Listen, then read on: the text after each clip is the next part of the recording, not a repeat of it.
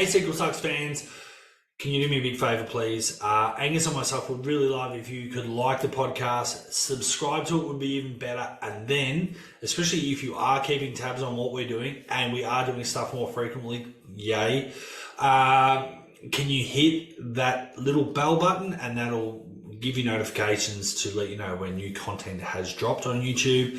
All that stuff is greatly appreciated by both of us, and also the guests that we have on the show. We've got some exciting stuff coming up, and look, there's a lot of sequels getting churned out at the moment, and there's some old sequels we still want to get back to, but we really appreciate the support.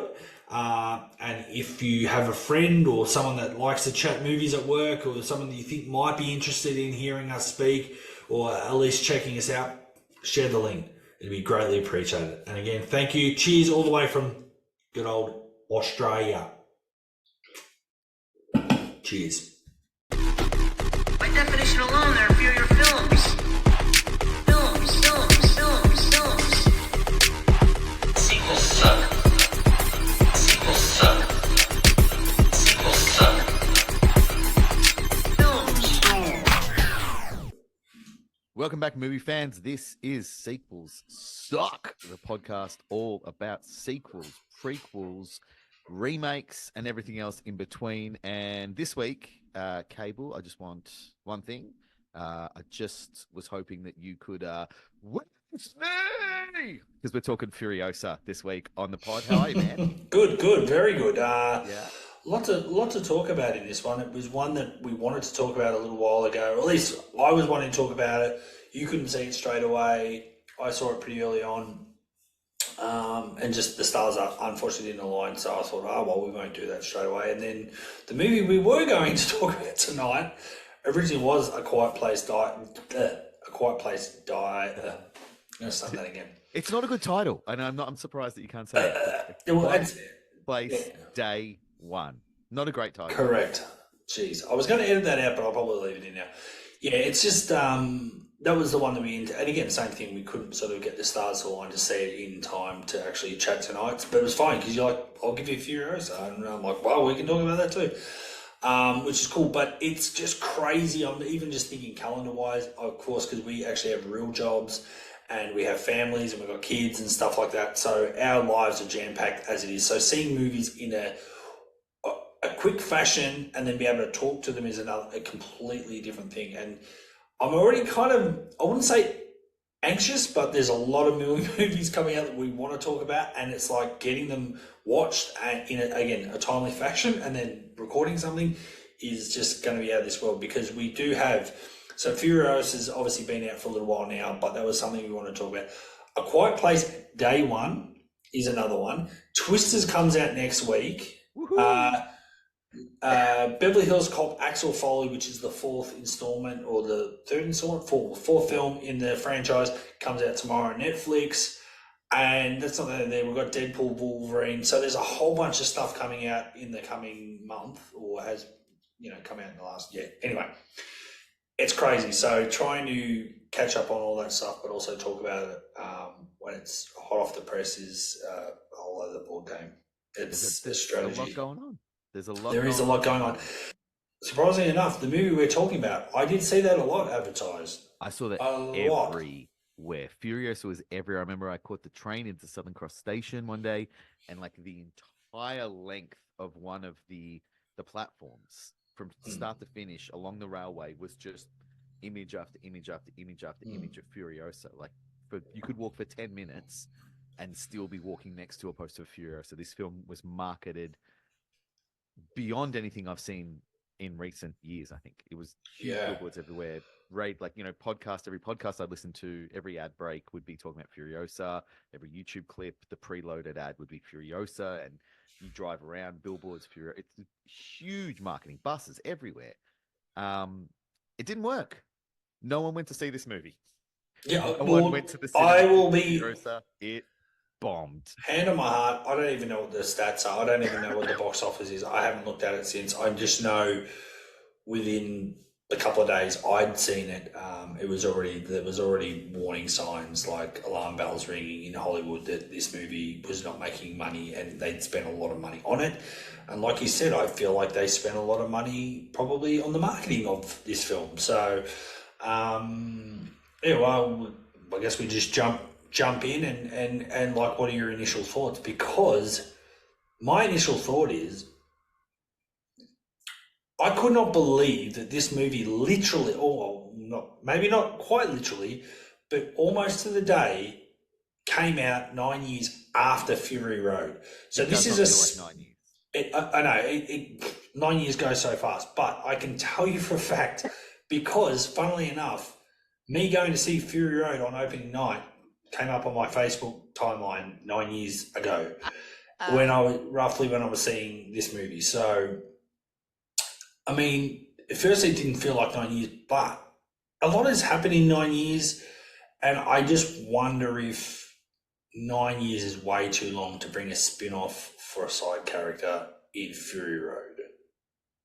Well, this whole movie kind of, from its inception to its execution, is interesting, and parts of it are a bit confusing to me because you're right, it is a big break, but so was Fury Road. Like the Mad Max franchise was dead and over. We weren't getting another one ever again. You know?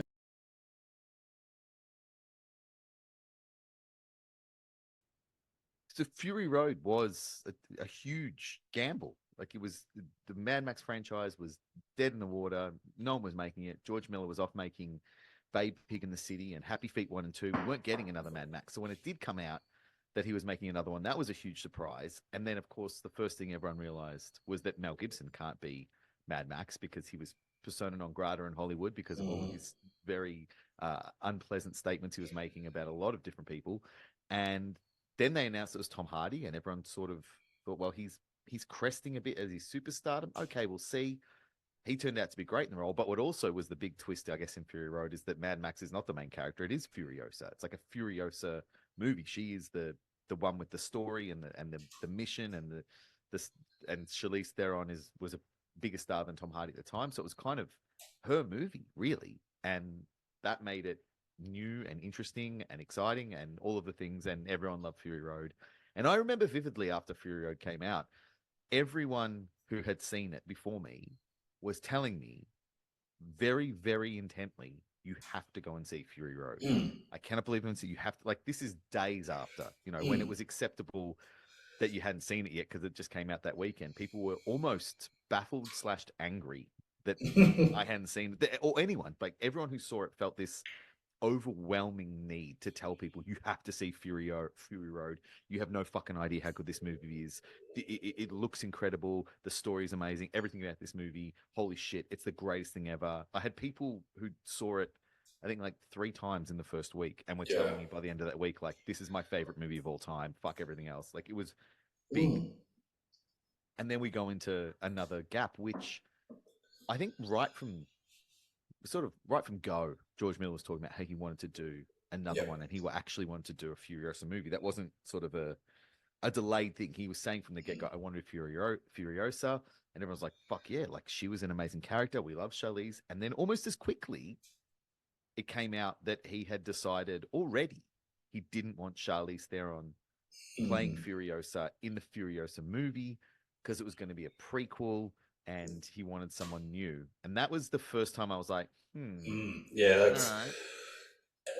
Can I just go a little bit of a step back? Are you a Mad Max fan? And it's okay if you're not, because I mean, yes, I am. I didn't grow up watching them on repeat. I enjoy the first one. I think Road Warrior fucking rocks. I think Beyond Thunderdome is. I know people love it. I struggled to finish it. I find it to be quite. It crosses over into like this weird sort of folk fantasy style of movie that isn't for me. And I know some people, they love that. That's their jam, and I totally get it. But for me, it's not. The first one I love for its inventiveness, its edginess, its Aussiness. The second one I love because I think he really perfected what he wanted to do with that movie. So yeah, I guess I am. I enjoy the movies. I've probably only seen. But you're not a hardcore. I've probably only seen 1 and 2, maybe 3 times in my entire life. Yeah. So Okay. I'm not So too- we're sort of similar. Like I didn't get into them early, but I had an awareness my dad loved those films, and I wouldn't say that I noticed whether dad watched them a lot, like rewatched them a lot.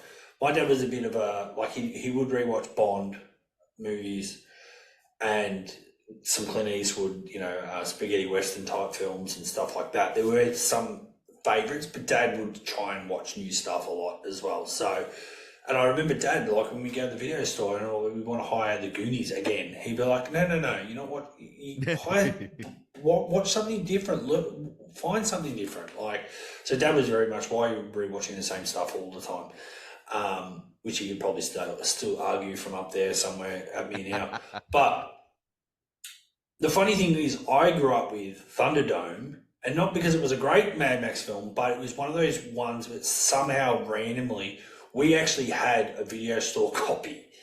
Now, Dad can never work out how he had it or why he had it, but it was in our cupboard at home, and I'm sure Mum still got it, or I've probably got it somewhere. It's in the big hard box. Obviously, it's got a really cool. I'm pretty sure it's a hand drawn. Oh yeah, the painting that was. Is it Drew Struzan? The first three, I think, had really incredible. But obviously, it's got painted Tina Turner and Mel Gibson and everything. The poster for 3 is like one of the coolest posters ever. So I hear you. Like on reflection, I hadn't watched Thunderdome for a while, but Thunderdome was, and I know we shouldn't be talking necessarily about the other films too much because if we do them ever in a full episode, but I have a nostalgia for Thunderdome because Dad had that copy. Now he thinks he may have got it from similar to what we were talking about in Empire when I was on those, trips, to the country where you stay at a hotel. Back in those days, in the mid to late 80s, early 90s, you could also rent. Most of the hotel rooms would have video players, and you could rent. They had a couple of videos you can rent. So Dad reckons that he must have rented Mad Max or borrowed it at a hotel and has accidentally just taken it and has never got chased up. So we at home we actually always had a rental copy of Thunderdome, so I have a nostalgia for it. So I don't probably bag it as much as I maybe should. But having said all that, I do own them all on Blu-ray. And similar to you though, but they're not ones that I have a massive level of respect for them, but they're not ones I put on all the time. I'm not a full Mad Max hardcore fan at all. Again, enjoy the movies, enjoy the hell out of them, but I wouldn't say I remember all the lines from the movies. I don't cosplay as Mad Max or anything like that. I don't have to go to the locations, all that sort of stuff, compared to some other movies that I like. But I'm going to say that when Fury Road came out, I was excited for something new, even though I was kind of sad it wasn't Mel Gibson, but I was kind of like, oh yeah, this is kind of cool. And similar to what you're saying, I feel like everyone that went to see Fury Road, there was obviously an old generation of fans that loved Mad Max that went, and there was a lot of new generation of fans, and I feel like I can't remember anyone speaking negatively about that film. No. So it was one of the lightning in the bottle moments where it was like everyone went to see it and everyone loved it. Yeah, and it is incredible, and it's held up over the years, and people have maintained their love of it. And that's why I understand why they do a sequel to this. But I do still wonder, I understand sometimes trying to get the right story and do it justice. I know these things sometimes take time, the finances, the companies that want to actually proceed with funding it, all that sort of stuff. I know sometimes these things don't always, it's not a magic wand that you get greenlit straight away. But it still blows my mind that it took them not from Fury Road being on the silver screen to this one being on the silver screen. 9 years is a long time. And I know there was almost this new inbuilt fan base because people love Fury Road and made a lot of money. I still wonder was it the novelty had already worn off? You needed to it had to come out 3 years later. Like it just feels like you needed while the strike while the iron was hot. I think there's a couple of things that are working against it all at once in terms of it not being the box office. And look, it's early days. A movie comes out, it's out forever. So, it creates its own life. Cult films exist because they, don't work at the box office, or they come out the wrong decade, and then 20 years later, people are like, this movie's a fucking masterpiece. What are you talking about? But I think the things that worked against Furiosa from the outset are, you touched on some of it. The budget was an issue from day dot. George Miller really struggled to get this film financed. He struggled to get a place to shoot it. It moved several times where they were filming. I lots of friends in the arts industry who were lined up to either be in it or work on it, either on or off camera, and then wound up not, because it kept changing locations and dates, and it was set and then it wasn't. The casting of Furiosa went on and on for a long time trying to figure that out. The release date kept just being soft and weird, and then on the actual shoot, there was lots of reports that it just wasn't happening. It wasn't working. They didn't do the practical effects. That was one of the first things that came out. Was a lot of the practical effects that made Fury Road so impressive and so talked about were gone. A lot of green screen, and from like the outset of this movie, you can see there's a lot of green screen. That's not hidden well, unfortunately. But I think the other things that are really working against it, that are completely out of the film's control, we're coming out not just 9 years after Fury Road, but we're coming out in a very, very heavy sequel, or not even sequel, franchise fatigue moment with the superhero films. Like Marvel is really struggling, Star Wars is struggling, DC is struggling, all the ones who are really just like, here's 3 movies a year that are all sort of in universe. And I think what might have worked against them is by pivoting and making this a Furiosa movie and not a Mad Max movie. It now doesn't feel like a sequel, which people are still open to. Feels like part of a franchise, part of a bigger world. And now, in order to watch this movie, you have to have seen 4 other movies, because now we're in, it's not a sequel, it's not a prequel. It's an MMU. It's another Mad Max chapter. universe. Yeah, exactly. It's another chapter of and the title became Furiosa, a Mad Max Saga. And I think when they hit that word saga, people were like, oh, fuck's sake. I just want to watch a movie. Why do I have to watch 15 movies to watch a movie? I'm sick of this shit. It came right when audiences were starting to vocally be like, you know what? Fuck Star Wars. There's like 15 TV shows now. I can't do it. Fuck Marvel, because I'm trying to watch the movies, but you have to watch the TV shows now. You've broken us. We don't give a shit. We want Barbie. We want Oppenheimer. We want Dune. We want something we can go to, sit down, fucking watch, and then leave. We don't care if it's 3.5 hours. We just don't want to have to watch 15 hours of movies beforehand.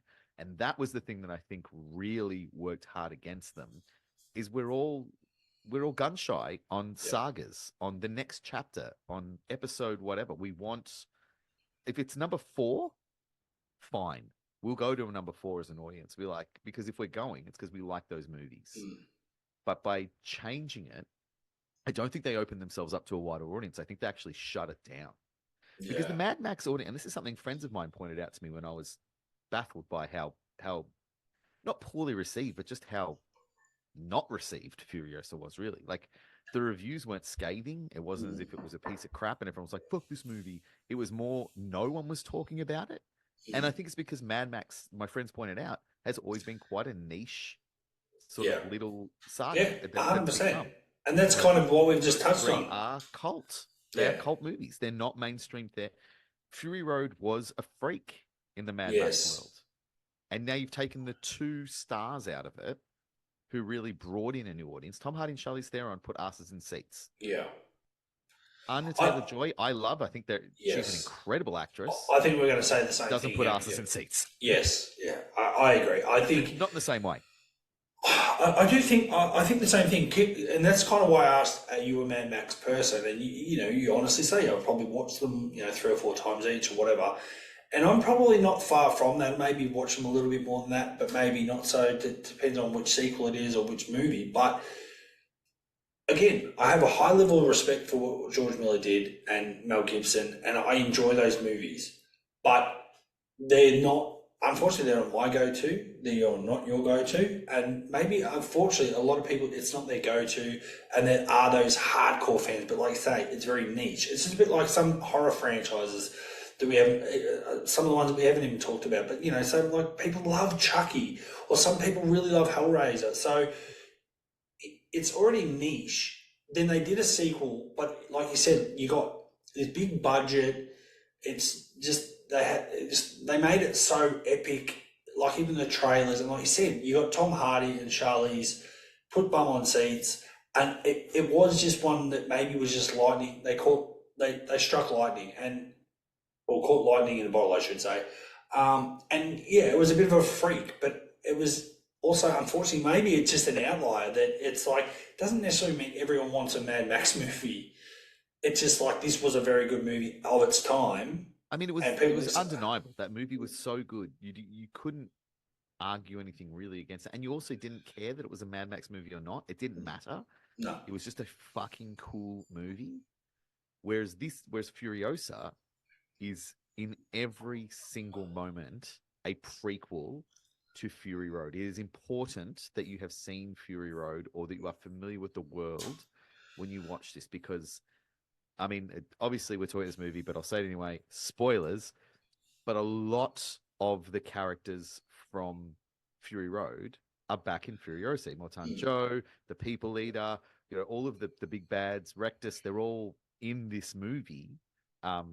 Weirdly, most of them aren't younger for some reason, except for Immortan Joe. He's like heaps younger, but then People Eater is the same. I don't know.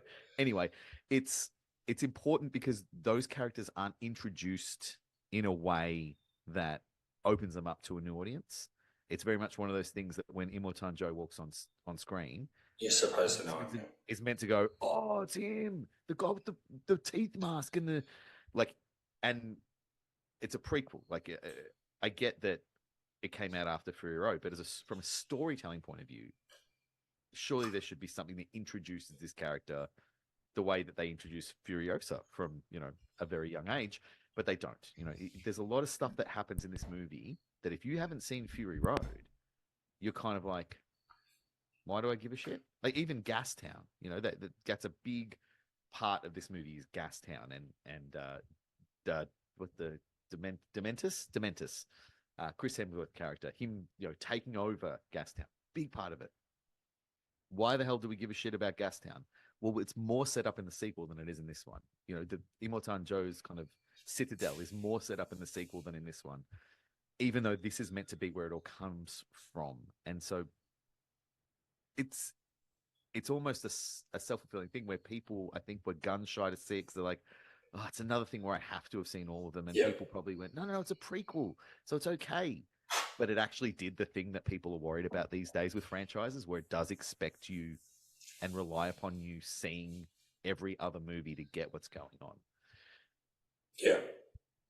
I think, and like, I mean, look, the reality is like even the marketing, the posters, the colour is very replicate of Fury Road. Like they've really... Oh, they deliberately... like you said, deliberately the eye draws you to the poster and you go, oh, well, that's the sequel to, or whether a prequel, whatever you want to call it, to Fury Road. It's very similar, a lot of yellows and oranges and, what have you. And you sort of touched on it. Anya Taylor-Joy. Nearly everything I've seen her in, she's amazing. So got no qualms with her as an actress, but unfortunately, this is the other problem. And it's not fair because there's a lot of brilliant actors in the history of Hollywood that have been very good at their craft, but they're just not draw cards for whatever reason, or whether it's their particular look or whatever. And then there's people that maybe aren't the best actors that, because aesthetically they're easy on the eye or what have you, they draw box office. People will go to see nearly everything they're in. And this is the other problem with this film. And I hate saying it because I actually really love her performance in this film as well. But Charlize was very integral to the original role. And I understand recasting her to have a prequel younger. And you're right. Well, with the 9-year gap too, then you're also aging Charlize. It makes it harder to sort of do a prequel with her. but I still wonder if that was a misstep, or and again, I don't know what she was doing, whether she was busy or she was contracted to do She something else. campaigned. She wanted to be in this movie. Yeah, She see, wanted the job. I think that was a huge mistake. I think financially that could have just blown this out of the water, because think- even though Anya may have done a better performance, and again, strategically they're talking, obviously I understand the whole prequel thing, but I still think that's a massive misstep, because I think people go, oh, Charlize, I identified with that character, or, I liked her in the first one. Oh, yeah, I might go see the sequel if you're on the fence. Or if you realise she's not in it, you're probably going, well, I was sort of on the fence, so I'm not going to bother. Yeah, look, I think I couldn't see from a filming point of view, I couldn't see a single reason in this movie why Charlize Theron couldn't have played Furiosa in this one. And I will preface all this by saying I'm well aware that like Anya Taylor-Joy is younger than me and appeals to a younger demographic than me and has a phenomenally huge fan base. Oh, really? Okay. Also, Like, the fact yeah. that you and I are fans pales in comparison to how popular she is with like Okay. people 20 years younger than us. Well, see, I And I think don't. that was Yeah. part of Yeah. it, but Okay. problem I find is, and this is something I wasn't expecting, but Anya Taylor-Joy is not in half of this movie. Yes. Furiosa is a little girl for half. Yes, of I was the going to. film. Yeah, I'm glad you brought that up, because that was something else I was about to say. Is like, you've already gone, okay, we're going to make a prequel, so we're going to have a younger Charlize type character. Yeah, you're right. For a good portion of this film, not just like the opening 5 to 10 minutes, you're right, almost an hour, we have an even younger version of Charlize, or Furiosa, and then Anya just comes in for the back end of the movie, and you Really kind of not in like, this movie that much. and that's why I kind of thought to myself, well, then they've probably done themselves a disservice there too. It's like, what? Like, I'm confused. Like, why didn't they have Anya maybe for the first, and then even as she maybe, you show maybe a bit of an age gap of her closer to what happens in Fury Road. Then you have Charlize as almost a cameo at the end. I don't know. Well, the other thing that confused me, in addition to there not being any real like filming reason that you couldn't like, it's not like this story is 30 years earlier and Charlize is an 80-year-old woman. Like, Yeah. you could have it because, like we just said, she doesn't come into it for half of the movie as an adult. She's a little child, and when she does come in, her face is covered for most of the next probably 40 minutes. She has a mask up over her face. She has goggles on. She has like shit all over her face to try and like, I mean, obviously you can digitally de-age an actor very, very easily these days. In fact, right before I watched Furiosa, I watched a trailer for, I think it's called Here, the new Tom Hanks movie. And that movie is just all him de-aged to look like he did in like Bachelor Party. Yeah. And then the next thing I saw was a movie where they're like, oh no, we couldn't use a woman in her late 40s or early 50s because she's too old. I was like, well, hang on a second.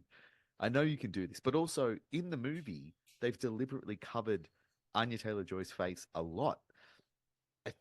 I know she did a good job of the character Furiosa, but I think what she actually did a really good job of was acting like Charlize Theron as Furiosa. I think she was a bit hamstrung in what she could do because she was trying to do Charlize Theron. And if that's what you want from the character, like if you want it to be the same thing, get Charlize Theron. And then when they finish the movie by showing you clips. Like the end of Furiosa is just clips of the best bits of Fury Road. They're like, hey, remember how good Fury Road was? Like this leads up to, and it's like, so you don't want us to forget about Charlize Theron as Furiosa at all. In fact, you want to end this movie by reminding us how fucking good she is. And to try and highlight that no time passes really between Furiosa and Fury Road. Like that was the impression I got at the end, is they wanted us to feel like as soon It was seamless. Yeah. Yeah, like it and Furiosa kind of, the beginning of the end of Furiosa is her walking in and getting all of the brides of Imotan Joe and helping them escape, which is where Fury Road begins. So they're meant to finish and start together. So like there's no time gap. Charlize Theron still looks incredible. She still is a box office draw. She still would kick ass in this role. She's physically capable of kicking ass in this role. And if you needed to digitally de-age her for a little bit of this movie, you could. But also, you covered the character's face for most of the movie anyway, so who really gives a fucking shit? Yeah. It's it's a baffling choice, and I think they've really shot themselves in the foot because, again, like you and I said, like Anya Taylor-Joy, incredible actor, love it, love anything. Anytime she's in a movie, she's a draw in that. I personally would be like, oh yeah, she's in that. I'll fucking watch it. I love her. I think maybe they overestimated how much they needed a younger actor, or they needed a younger draw card to bring in a new audience, because it didn't do anything to serve the film. It didn't help them, and it obviously didn't help the marketing. So what was the point? Like, Yeah. you could have Yeah. made your lives easier, guys. The other thing about this movie, and this is deviating a little from this topic, but to me, and we haven't talked at all off mic about our feelings about the movie, but to me, this movie feels, from a ground up perspective, feels confused and compromised with each step along the way. And the number one thing that makes me feel like, as an audience member, that I'm very confused by it, is the weird pacing of the editing and the chapter headings that just kind of lead to nothing. Like, a lot of this movie has, so if you're listening and you haven't seen it, we're ruining this movie for you, but fine. Throughout this movie is one of those films, like, you know, a Tarantino film like Kill Bill or something. It has chapter headings. It's like chapter 1, the wasteland, or whatever it is, and then you get a section, and that section fades to black, and then it's like chapter 2. But the ending of each section is sort of a non-event, I found, where you kind of go through this moment of the story, nothing really happens, and then it fades to black, and it's like chapter 2, and you're like, oh, okay. So the movie itself felt like just a series of prequels getting to the prequel, but then we never actually get to the movie. When I was watching, I was like, when does the movie start? I never felt like I got to the movie. What did you think about it, like, overall? Yeah, I think they had a crisis of identity a little bit, like, in that they, well, it was kind of, like you said, like, I think they're a sequel or a prequel, whatever. They're still part of that Mad Max universe. It's a Mad Max Saga, yet whether, unless my memory, and I'm really getting a bit old and got dementia, were there title or chapter headings in any of the other films? Not that I can recall. Yeah, No. no, I can't recall either. So I think that didn't really align with what we saw in Fury Road. I understand if Fury Road did it, this would continue that trend and it makes sense. But to start something new like that just seemed like a little bit unusual. But I agree. I had no issue with the younger version of Furiosa, but that's what was confusing me. I thought they spent way too much time having the younger child, unfortunately, and I think that's where, I don't know. I agree. I think I'm so confused with the timeline. I think the story they tried to tell. I mean, and this is the great thing is this is George Miller. These are all his films. It's his universe. He's got the Bible of, like, this is how things should be. He's created the world. So hats off to him. I mean, it's his story.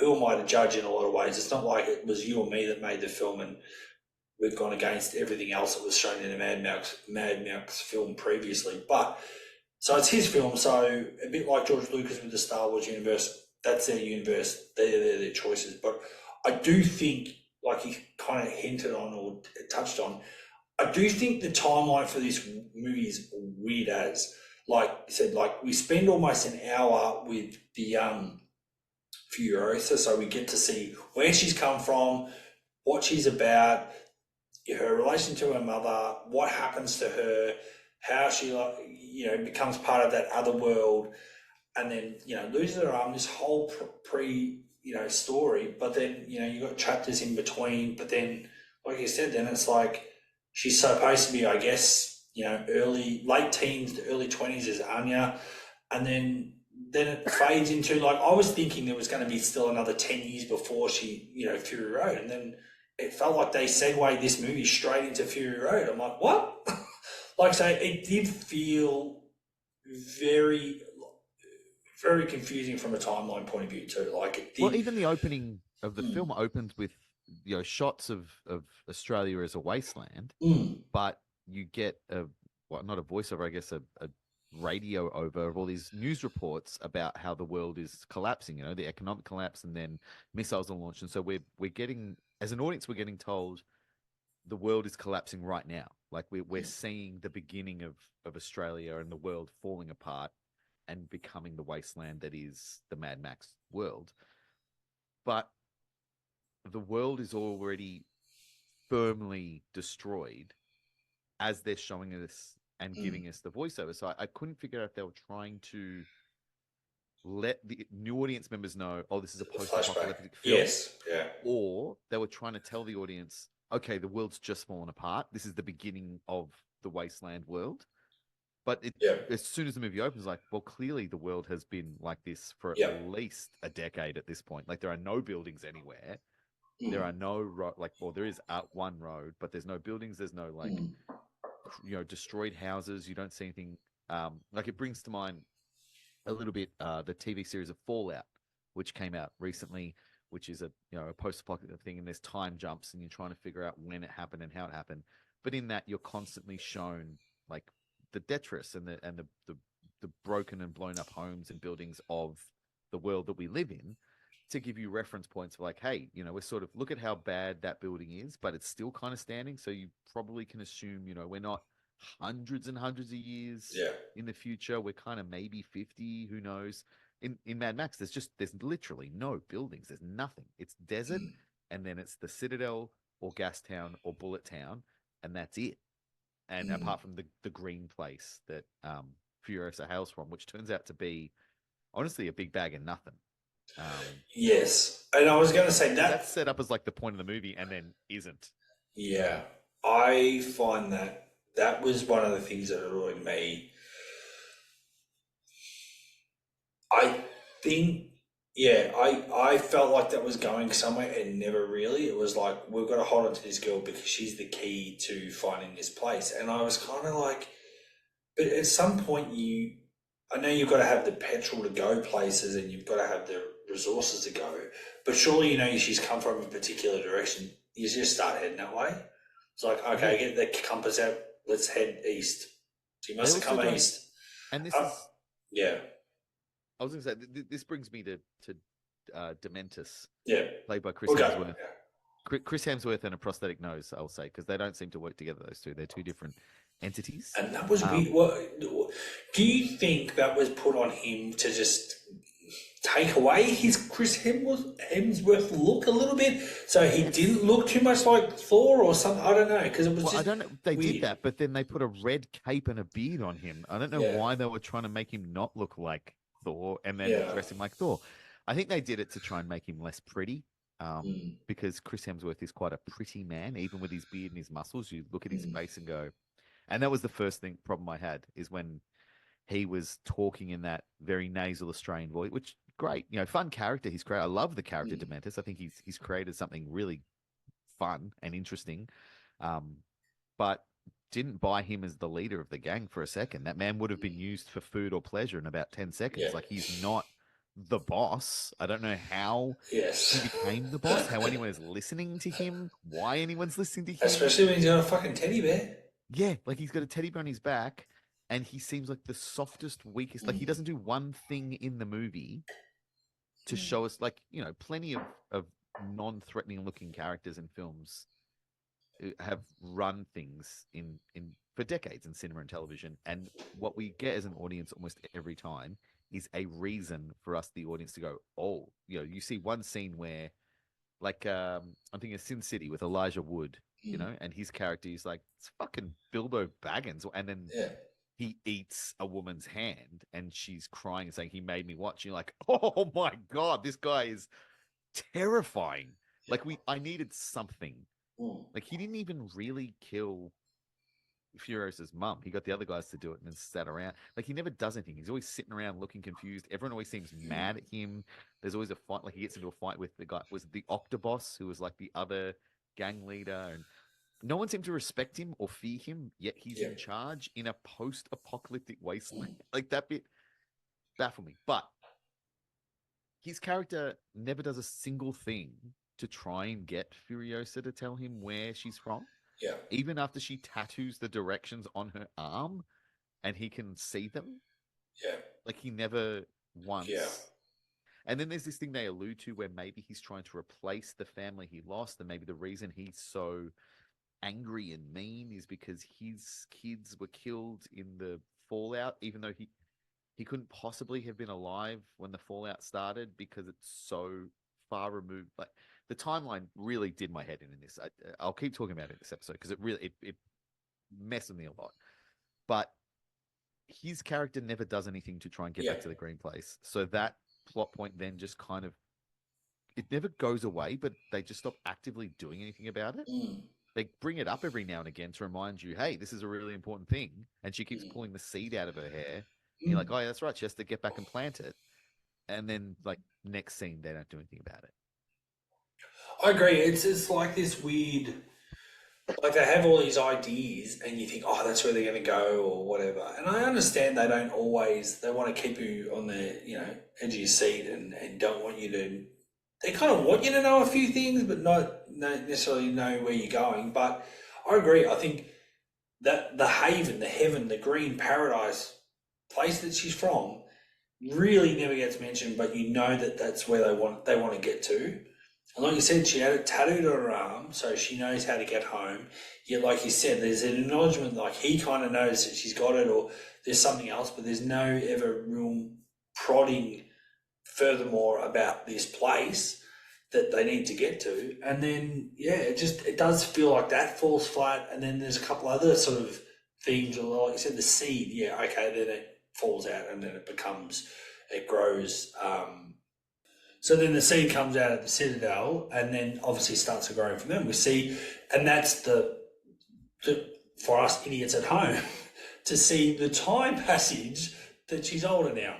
That the seed actually grows into some sort of plant in the... That's another thing so confusing. Like when they're talking about what happens to Dementors, like we get this voiceover which pops up at another point, and I'll talk about that in a sec because that really drove me crazy. But we get this voiceover where we get 3 possible deaths for Dementors. One is she just shoots him in the head.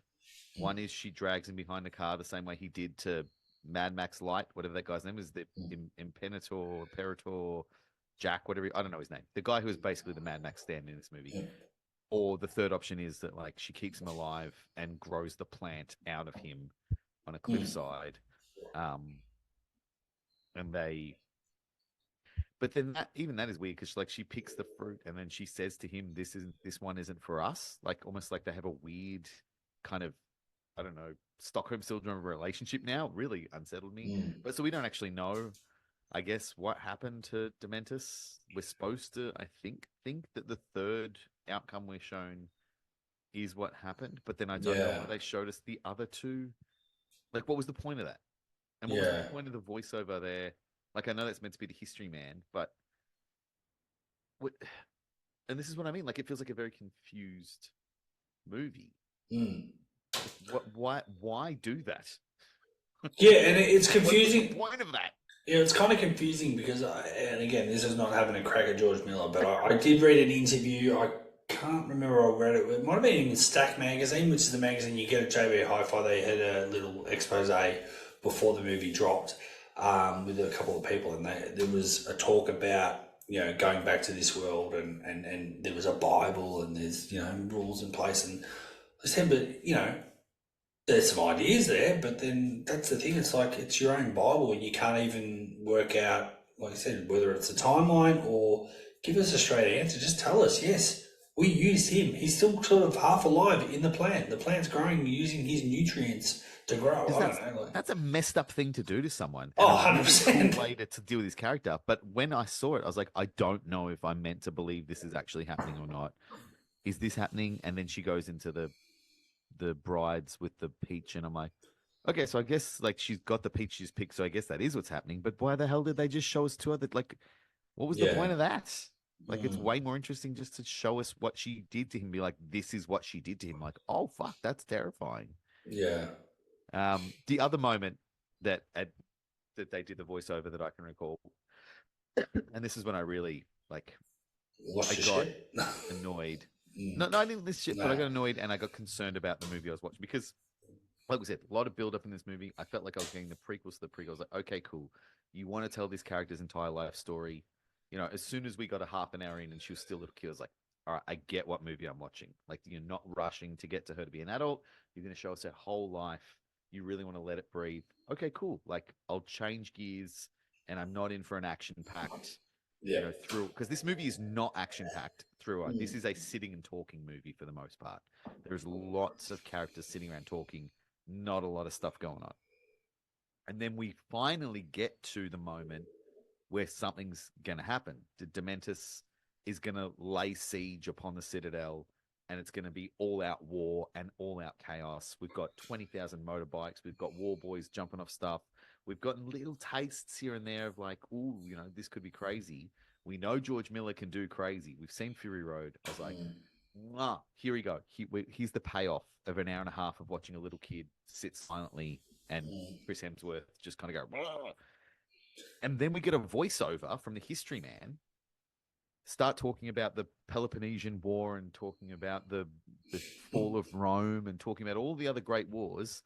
And then the 40-Day War, which, first of all, terrible name, because if you just talked about like the 100 Years War and the fall of Rome, and then you say the 40-Day War, like that's not that long or exciting. There's lots of day wars that go for a lot longer.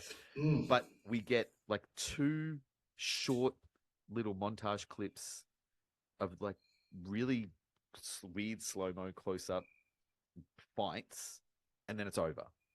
And we skip the fight.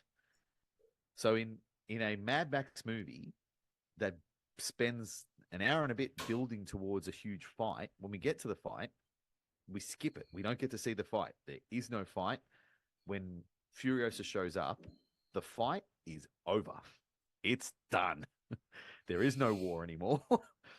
And I was like, what the hell is happening?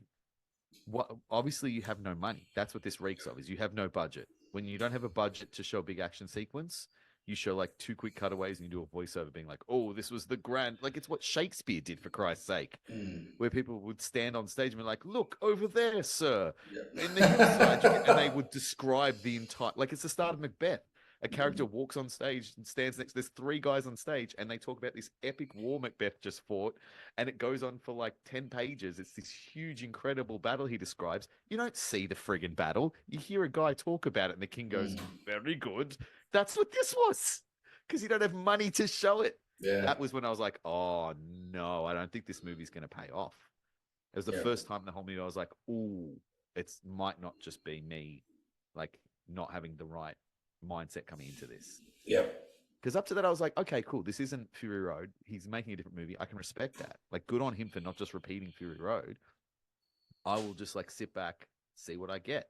And then that happened, and I was like, what the fuck, bro? What are you doing? Like, don't make a Mad Max movie if this is what you want to do. Make a totally different movie. But what it did make me think of, and I'm curious what you think about this, and this is, I think, the first time I've ever felt this way in my life that I can recall. But I watched this movie and I got to the end of that movie and I went, that should have been a TV show. Yep. Furiosa. I hate it when they make TV spin-offs to movies. I'm like, just make a movie. Movies and movies, TVs. But this should have been a TV show. I think it could have been an incredible TV show. If you did like 2 or 3 10-episode seasons of this, take your friggin' time, mate. But what it did make me think, and this is the first time I've ever thought this that I can ever remember in my entire life, is this should have been a TV show. Normally I'm like, I hate that. I want movies to be movies, TV shows to be TV shows. I don't like it when a spin-off from like the sequel to a movie is a TV show. And you're like, guys, just make the movie. No, I think this should have been, I think it could have been a great TV series. Yeah. Because you've already got this inbuilt chapter stuff. You obviously want to tell a very long story. Yes. And you don't want the story to all be revolving around the action. You want it to be revolving around the characters. I would have liked to have gotten a bit more of Dementus and see why he's the way he is. Like I said, why do people fear him? He's obviously done something to become the leader. What did he do?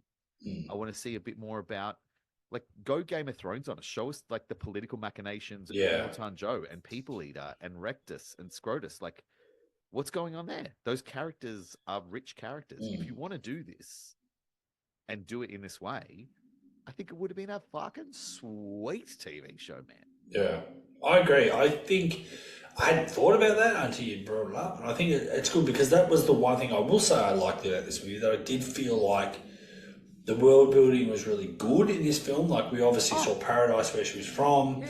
which looked like this really cool civilization that was self-sustaining itself. They had the solar panels, they were growing crops, all that sort of stuff. They were from this green, like, awesome little area.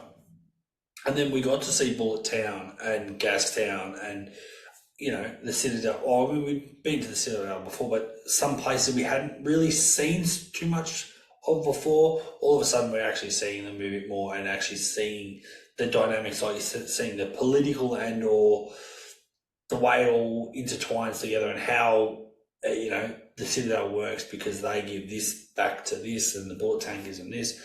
So there's all this, all that sort of stuff we got to see a little bit more of. But like you said, there was this big world building, but then not enough time to really build the world, if that makes sense. So we were getting, you're showing us a lot of the world, but we weren't getting enough information, or we weren't learning enough about the characters and what have you. So there was still this, I guess, the void of, and like you said, like a season of, 8 1 hour episodes or 10 45-minute episodes would have been great for something like this, to really expand that universe and then maybe bring another movie out or something And it's like also, that. it's less jarring, I think, if you're changing actors. If it's a Yes. TV show, like having Anya Taylor-Joy, it's like, okay, well, this is the prequel TV series Furiosa. Like, obviously, Yeah. we're not expecting Charlize Theron to be in it. And yeah, that's the actually, I think, Movie Furiosa. yeah. Oh, I know. I think that's what, as people, we normally, that we sort of expect when it's a TV show. You don't necessarily get the actor, and it's funny because I know it's something that a franchise we obviously love on this podcast, Scream. They went and did a TV show, and that's, a lot of Scream fans have never watched it. I watched it, and for 2 seasons, it's actually a really good show. It's heavily still leans into the premise of Scream. Obviously, has a different backstory. It's not about Sydney and Randy and all that, but very similar type characters. But the one thing I reckon that works for that TV show is you get to know all these characters, Hmm. and you get to know who they are, what they're about. Geez, he looks a bit sus, and they have all their moments of almost being the red herring, and geez, he looks a bit sus, or he wasn't at that party. Why wasn't he there? All that sort of stuff. But the one thing is, the character building of a movie version of Scream in a TV series was, I think, really well done. And I think that's the thing. Sometimes movies, they try and cram way too much into a movie, and again, they get forced by the studios to try and get it to 2 hours, so we show it more times at the cinemas.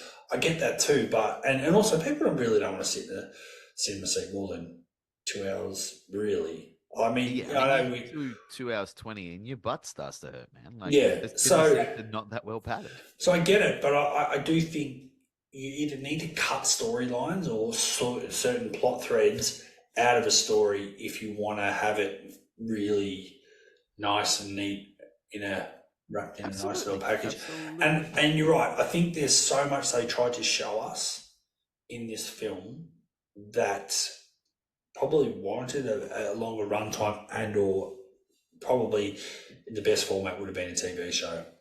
Yeah, and what I kept thinking of with this movie is John Carpenter, of all people, talking about Halloween, but talking about monsters in general, and saying, like, the worst thing you can do is explain the monster. Once you explain the monster, it isn't scary. Show it as little as you can.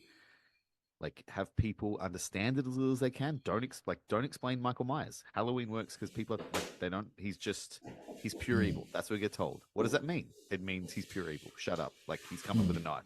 You don't have time to worry about it. Jaws. We don't see the shark for so long. Why is this shark? Who gives a shit why the shark's attacking people? It's a giant shark's going to eat you. Deal with it. In Fury Road, they didn't explain shit. They dumped us in this world. Why is Immortanjo dressed like that? Who gives a shit? He's a scary dude who runs things. I don't think Immortanjo talks in Fury Road, if I remember correctly. Not much. Like People Eater. Why does he got his nipples pierced like that? Who gives a shit? It doesn't matter. Furiosa, how did she lose her arm? It doesn't matter. Shut up. Watch, like, you don't explain anything in Fury Road. Mad Max barely talks. Furiosa, like, doesn't talk that much. No one really gets into anything other than, this is the situation we're in right now, and we have to deal with this situation right now, or we're going to die. That's your movie. Furiosa, like I said, is not that movie. Furiosa is let's explain every little thing about this character Furiosa, and I think it's kind of like explaining the monster a bit, like by talking about her so much and showing so much of her and showing so much of her doing nothing. Like Yeah. she spends a lot of time as a little kid in a cage, not talking, sitting around. Somehow she, in all of her time not talking, not doing anything, she learns to be an incredible driver and an expert marks person. I don't know where she learned to shoot a sniper rifle like that or drive a car like that, because it's kind of like Michael Myers. Like, how can Michael Myers drive a car? Shut up, he's coming for you. In Fury Road, you don't care. But in Furiosa, we see so much of her not doing stuff. It's like, now when the fuck did she learn to do any of this stuff? And how is Yeah. she so good at it? And how did she was a little kid. She escaped from the Citadel, but she didn't just escape. She stayed there and got older. But no one noticed. Like, there's only like one little kid in this place, and no one noticed that she was still just walking around. She just was short hair. Like, hang on. Like, they spent. Well, I guess so that was the much other time thing, that to she explain it. decided she had to hide her being female. She had to I be mean, a I boy. don't blame it. There's Yeah, well, no yeah. females there. Like, if they knew she was a female, it's a different movie. Oh no, 100%. She's being That's locked up with bad those other news. girls, and so she knew the writing was on If the she's wall. down with the workers and they find out that she's a girl, like we're getting the worst kind of movie. Yeah. But it's also like weirdly, I don't know how you felt. I felt like Furiosa was a weirdly like gentle Mad Max movie. Like, it was relatively bloodless. Gentle. Well, it's bloodless. Yeah. Like, you didn't see any, like, when the guy gets drawn and quartered by the motorbikes, you don't see it. It cuts away. When the mum gets killed, you don't see it. It cuts away. When people get killed, you don't see any blood. You don't see any gore. You don't see any like, I remember when oh god, what's his name? Beasley, the mate, Goose. When Goose dies in the first one, when he like blows up and burns to death, the camera holds on that. That scarred me as a child. There's a graphic, horrific image of this like man burning to death while his friend watches on helpless. Absolutely gut wrenching. There's nothing in Furiosa that really makes you go, oh! It's all kind of like, yeah, all right. Yeah. It's almost a kid's movie. It's really, I know it's rated M. It could be PG, say, for the implication of violence. Yeah. Come on, you kind of half-in a lot of stuff here. You want to be post-apocalyptic. No, I hear what you're saying. The other thing I was thinking that I think they missed the boat, and I don't know whether this was. Well, I feel like they weren't intending to make a sequel to this film either, but because especially with the lead-in, like the end felt like it was directly going straight into Fury Road with their credits.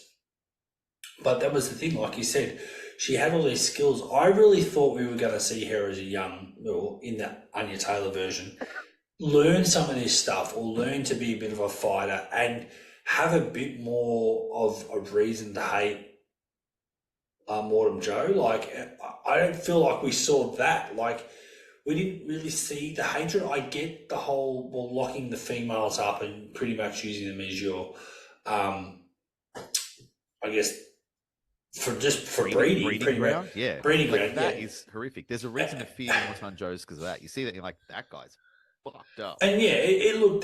Don't get me wrong. That is terrible. And I guess when she's a child, the world she comes from, that's not like that. So that she would not agree with that. But she sort of goes along. I guess in a way successfully lives within the Citadel, hidden as female, but she goes along, and then we don't see any that skill set, but we don't even see any real hatred. And that's the thing. When she comes to Morton Joe, like towards the end of the movie, and like she's lost her arm, and they're like, "What the hell happened?" And she's like, she says to him, "If you find Dementus, he's mine." Yeah. And he kind of goes, "Ugh." But like, he doesn't like punch her in the face and go, "Shut up, I'm the boss. Don't tell me what to do." He's kind of goes, "No," and she. She's just kind of like, and she gets what she wants. We're so mates. it's Let's like, help each other out. Yeah, and it kind of feels like they're on the same wavelength. Like there's a respect there, and that threw me too. Because that's why he wants her, not just because she's a girl. Like when he says he'll take her from Dementus, it's not just because she's a girl, but I think it's because he's like, oh, there's something like cool about this chick. Like I like her. Yeah, and that's where I think, for me, I thought there has to be something that really triggers. Apart from, again, we're not condoning what he's doing by, segregating the women and using that again just as their breeding grounds. I get that, but and that's terrible. But that's the world they live in, right? Nothing's good about this I world. Yeah, do everything's feel. terrible. I know it's terrible, but that's what I mean. I think, but if she's been looked after in that world, she doesn't have to love him, but there should be respect. I expected more there to be something that fractures that relationship even more so to the point where she's like, "That's it. I'm getting these girls out of here, and I'm leaving." And Oh, I we thought are he would. going, I thought yeah, he would be the one to cut off her arm and eat it in front of her or something. Like I yes, thought there'd be something yeah, really yeah, messed up, but instead they just keep like. So Dementus kills her mum or orders her mum to be killed, yeah, and then kidnaps her, and then we get halfway through the movie we get introduced to the Imperator Jack or whatever yeah, Joe, um, who is the Mad Max stand-in. Like in everything except name, he is Mad Max in this movie. yeah, Praetorian Jack. yeah, Um, and he's like, I guess, to steal a phrase, he's the road warrior. Like he's the best at driving trucks along the road and not getting robbed. And he takes a shining to her after she tries to kill him and steal the rig and is like, come work for me. Like I lost everyone and I'll train you up. And then when like it's time, I'll give you everything you need to go and do what you need to do, which is never explained, which makes no sense because that's not the world that we've been shown in 4 previous Mad Max films and this movie up until this point. His character, we get nothing from him, absolutely nothing. And then in one scene, suddenly they're in love romantically out of yeah. nowhere, and that doesn't go anywhere. But she's in love with him, and then 2 scenes later, or one scene later, she like risks her life to save him, which goes against everything that we know about her as a character for this entire movie. Makes no sense that she goes to try and save him. With like he could have left and he doesn't. She's like, "Oh, I'm going to go save you." He's like, "No, just go." And then the next scene, uh, Dementus kills or doesn't kill again, orders someone else to kill him. We don't even see him die. It's just kind of like we watch Dementus look sad for a bit, and then he's like, "That's enough."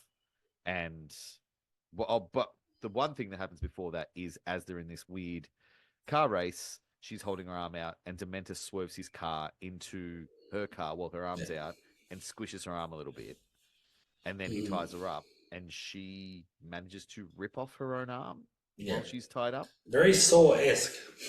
Very Saw-esque. Without anyone knowing or seeing or hearing, and then she runs away. And that's the last we ever hear about. I've forgotten it again. Perpetrator Jack. What the hell? It's weird. Praetorian Jack. Praetorian. That's the last we ever hear. Like she never brings him up again. And what bothered me about all that is the reason she hates Dementus is because he killed her mum and kidnapped her. Mm-hmm. Then he smushes her arm. Then he kills Praetorian Jack. But she doesn't give a shit about either of those things.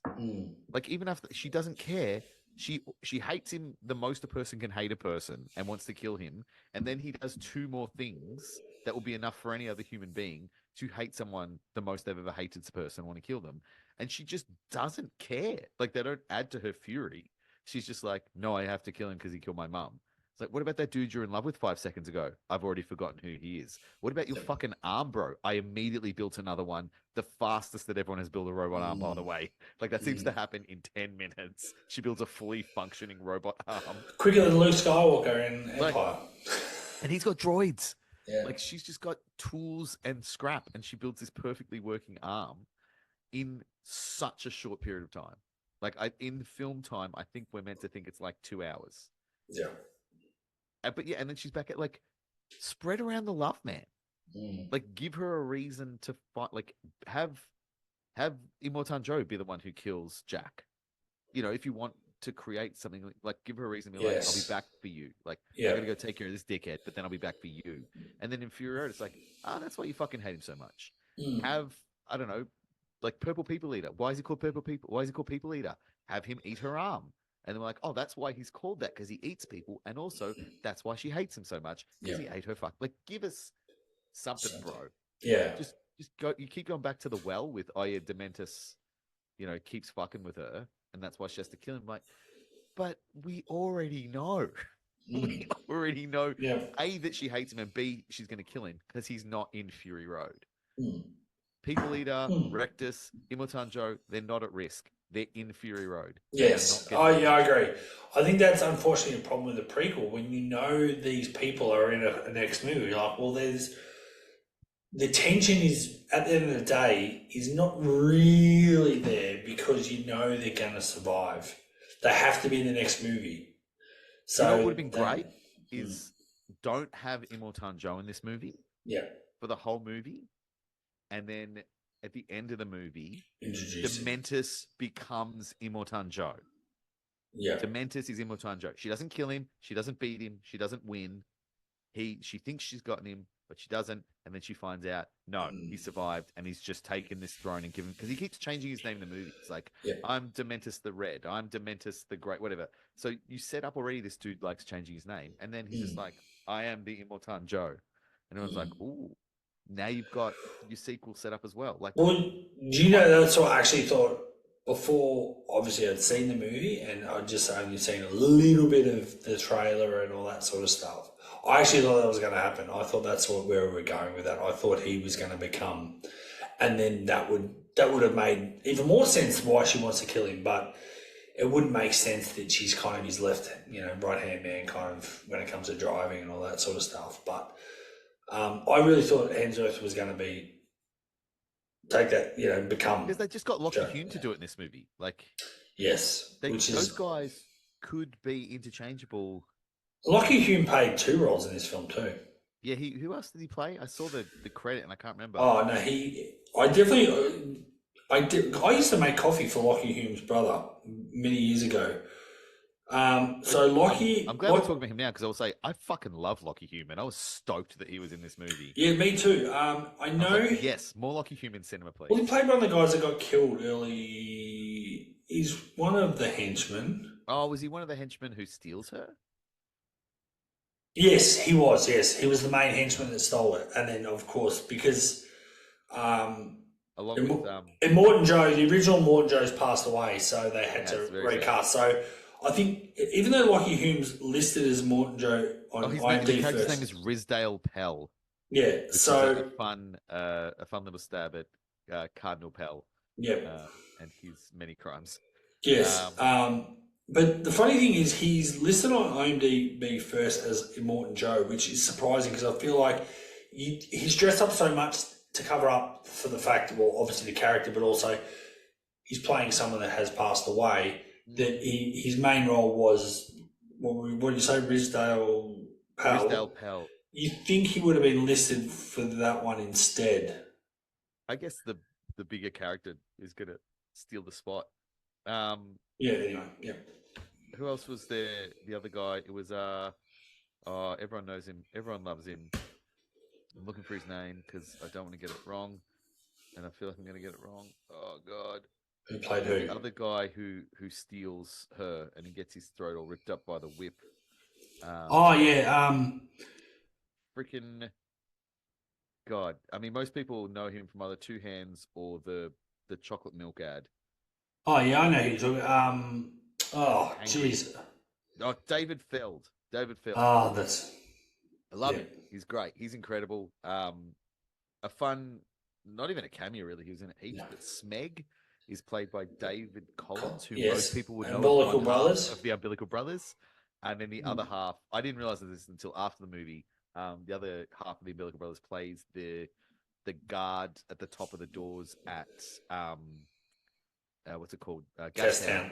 Who is, Oh, really? I didn't notice him, but David Collins, I definitely knew. I was like, oh, it's the, Shane Dundas. Yeah, the other guy. He gets a cameo. Tim Rogers gets a cameo in this movie. Tim Rogers of UMI. Oh, wow. Plays Snapper, I think his name. He doesn't have any lines. There's a lot of Aussies in this. It's funny. It's all Aussies except for Anya Taylor-Joy. And so David Field is Toe Jam. And just for the Survivor fans out there, because I used to do a Survivor podcast, Mark Wales, who is ex Australian Army, who has been on Survivor twice. He met his wife on the show the first time he played and was relatively an early boot. Came back with his wife in a Blood versus Water season, actually won it a couple of years ago. He's written a couple of books. He's actually, I guess, a cameo slash he's one of the tall, I wouldn't say henchmen, he's one of the mechanics. So when they go and they're looking at the truck, he's the real tall one with the beard. And then there's a couple of little guys in there too. But Mark Wales gets I guess a cameo, or he's trying to do his acting thing these days. Angus Sampson.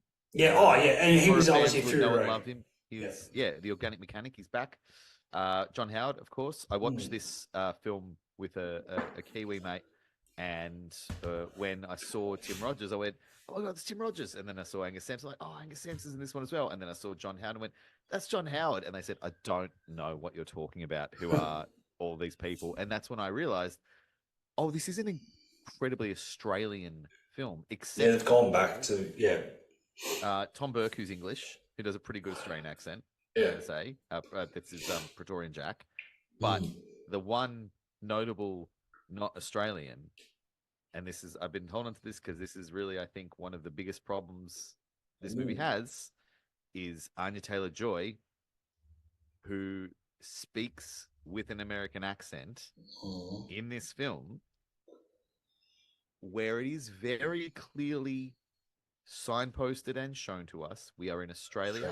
Yeah. Her parents are Australian. Everyone around her is Australian. She is a young child with an Australian accent who was kidnapped by a bunch of people with fucking strong Australian accents. Yes. And yet doesn't speak, grows up, speaks, has an American accent. Yes. Now, I know that Furiosa in Fury Road has an American accent. I feel like if you're making a prequel where you can do anything you want, one of the things you could do is maybe, I don't know, make her mum American. So she grows up hearing her mum's American accent. And then when she's surrounded by all these people she hates who talk like this, mate, then she associates that accent with the people she hates. And she wants to hold on to her mum. And so when she talks, she deliberately talks with an American accent to hold close to her mother. It's like hang on to her native tongue. And then you just excuse away the fact that the only person in this entire movie with an accent that isn't Australian is your lead character. Blew my mind. They did nothing at all to reference the fact that she has an American accent. Don't even try to hide it or acknowledge it. She just has an American accent. And everyone's like, yeah. Like, did that not just flabbergast you? Yeah, I didn't lose sleep over it, but yes, it does. It doesn't line up. I haven't lost sleep, but I genuinely haven't. Yeah. I watched this movie. I haven't stopped thinking about it, Cable. Yeah, look, it blew my mind. It doesn't marry up. I mean, like Charlize is South African, so she doesn't even use her real accent, obviously, when she's in a lot of films because they're American. Generally, she plays an American. But yes, I agree. We're in Australia. We see most of the actors. Everyone has an Australian accent. Every single actor. And yeah, it's weird. You don't. Well, I know for a fact you can be Australian as a child and go to America when you're sort of in your formative years of, maybe 10 to 12, 15 or whatever, and come back to Australia. And because you're talking a lot, especially if you're a talker as a kid and hanging out with your friends, you just pick up the lingo and you will have a bit of an American twang to your accent when you come back to Australia. I know that for a fact. I had a friend that happened to him. People believed he was American, and I kept saying to him, because I knew him, but no, he's Aussie. He's just been to America. His dad worked over there. He's been over there for 4 years. He's not American. They go, no. You can tell by his accent, and he had a very strong accent. I can tell you for a fact he was Australian, but I hear what you're saying is it's kind of the reverse. It's like there's no way for her. She's never been to America. Yeah, she's never been outside Australia. Like you said, talked to an American. She's never heard an American accent. So and that's the thing. It's not like, and it's not like in this world we see them watching old DVDs or old TV broadcasts. It's a pretty bleak and bland world. So it's got iPhones. So her having an American accent is definitely a mistake. They've obviously gone, let's just not worry about it, but it doesn't ring true at all. Well, it could have so easily been explained. Mm. Like it didn't bother me one moment in Fury Road because I was like, who knows where she's from or how she's gotten here. But in Furiosa, you know exactly where she's from. You know where she grows up and who she's surrounded by.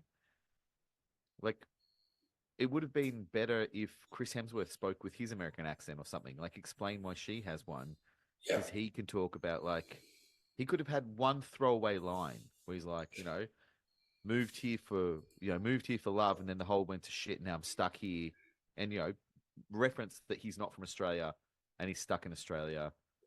And it also, I mean, just off the top of my head, that would have made more sense for him to be an outsider, even with his own gang, because he feels like he's not from this country, this community. He has a sense of disconnect with the people he's surrounded by. It makes his character richer. It explains why she would have an American accent, because he was the only guy who like talked to her and surrounded her while she grew up in a cage. Just anything. Like, just throw us a freaking bone, man.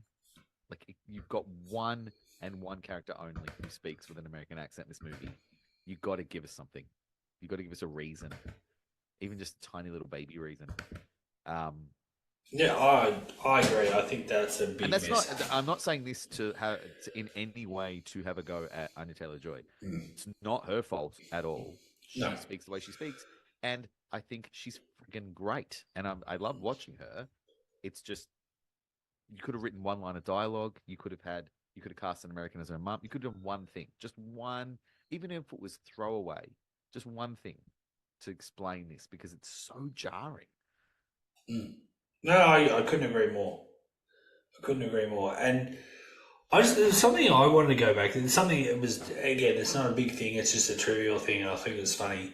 The first time I saw Praetorian Jack, which, like you said, was Tom Burke, the English actor. He's English, yeah. I didn't really know of him, but I could not get Stacey Keach out of my mind. I'm like, is he the son of Stacey Keach? Because there's similarities, and I don't know if I did it in our October Halloween movies last year or I watched after that, but I hadn't watched Road Games for a long time. If not, I don't think I maybe even watched it originally in its entirety, but I watched it, again, late last year. Obviously, Aussie movie with Jamie Lee Curtis, Stacey Keach is a truck driver. And yeah, it was just weird. It was like seeing him, and he's in the car, he's got very similar facial features, and he's driving the rig, and then Stacey Keach in that movie was driving the rig, and I'm like, he has to be his son. It was almost like, at some point, like, they've just de-aged Stacey Keach. Like, what the hell's going on here? Which brings me up, no, I won't bring it up. It's another movie for another day. But, yeah, it just, I don't know. That's probably just me, but I was thinking, geez, some actors just have a really uncanny look of somebody else. Well, yeah, that was Well, one. I knew that I knew him from something. I couldn't figure out where the hell I knew him from. It was driving me crazy. And then after the movie was finished, I looked it up. And the only thing I know him from, and he's done lots of stuff, I just haven't seen a lot of stuff he's done. He plays Orson Welles in the David Fincher film Mank. And I don't think I've seen the that. Netflix No. film came out a few years ago. Gary Oldman played Mank. And Herman Mankiewicz, who wrote, it's all about writing of Citizen Kane. Oh, yeah, gotcha. Great stuff. And Tom Burke, he plays Orson Welles, and he's Yeah. phenomenal. And I think he's a great. Oh, actor. that's a really good look. That's a good look-alike for it. It is, Yeah. and so that's what was you were thinking Stacey Keach. I'm like, who the fuck is this guy? I know this guy. And then when I looked it up, I was like, oh, I thought I was watching Orson Welles in that whole movie. You're like rough Orson Welles. Yeah. But I think he's really great. Did you catch? A lot of people I spoke to who have seen this didn't catch this, which surprised me. Did you catch the Mad Max cameo? Yes. Yep. There's the one scene after her. It's only like a 2 or 3 second scene. Is it when is she knocked out, when she's out and she kind of gets saved so that? It's after she rips her arm off and escapes. Yeah. Okay. So she's collapses. going and he's up on the hill, like it's a shot overhead. Cat food looking at her. Yeah. But what that implies, which I think is, look, I don't Again, that throws my timeline out too. When I saw that, I'm like, what? No. Yeah, that's it. Like, do you need to reinforce it? You've told us the Mad Max Saga. If we're here watching it, we've probably seen Fury Road, and we probably should have seen Mad Max. Did you need to throw him in there? Well, the implication there is he saves her life. He like ties her to the car Right. and drags her back to Yeah, okay. the Citadel. Mm. Which look, this is nitpicking, but in from my viewing, kind of messes up a little bit what goes on in Fury Road, Mm. because the like I talked about the kind of the wasn't a twist, but the surprise of Fury Road is that Furiosa was basically the lead character and Max was a side character and he didn't do much, and she saved him. She Yeah. was the hero and he was kind of the tag along. Yeah. But if the whole reason she's alive is because he saved her first, it kind of undoes a bit like her strength and Yes. her powers. Like the Yeah. only reason she survived, she after she ripped off her own arm and like runs off into the desert. That's badass. That's the toughest friggin' thing I've ever seen. Mm. But she doesn't get that far and she collapses because she ripped off her fucking arm. Of course she did. And Mad Max has to save her, and that's how she comes to be in Fury Road. Like that felt a bit. I don't know. I know they obviously wanted to get even just a sneak of Mad Max into what is a Mad Max Saga, but why did he have to like couldn't she if they wanted him in, couldn't she have saved him somewhere and kind of continued that idea that, she's a friggin' badass? But it's like, no, she got her start by being saved by him, and really what she was doing in Fury Road is paying him back.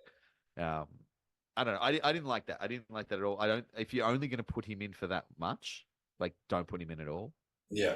Um, No, I when I saw it, I'm like, oh, cool. But it's like, that's a bit fan service. Like, I don't think you need to do that anymore. I don't think you need to service that. I mean, did they feel like they had to do that to justify the Mad Max Saga title? I don't know. But, like, you have didn't they need dropped it. that now as well? I wonder because I'm looking. Like the film is officially titled in some places Furiosa. I don't know what page. Mad Max Saga. If you go to IMDb, it's officially called Furiosa, and then underneath it says Furiosa: A Mad Max Saga. Well, maybe original that's what I title. saw recently. Because So some posters I can find, they've dropped Mad Max Saga, and I think it might be because that was putting people off. okay, so yeah, so the IMDb, the poster I'm looking at says Furiosa, a Mad Max Saga. You're right. It could have been dropped. It's a bit like Harley Quinn. The That's Birds exactly of what I was Prey movie. thinking. Yeah. Yeah, Birds of Prey and the Fantabulous Emancipation of one Harley Quinn gets switched mid theatrical run to Harley Quinn and the Birds of Prey. Got retitled on the fly because no one was going to see it. And they're like, oh, let's tell everyone it's a Harley Quinn movie.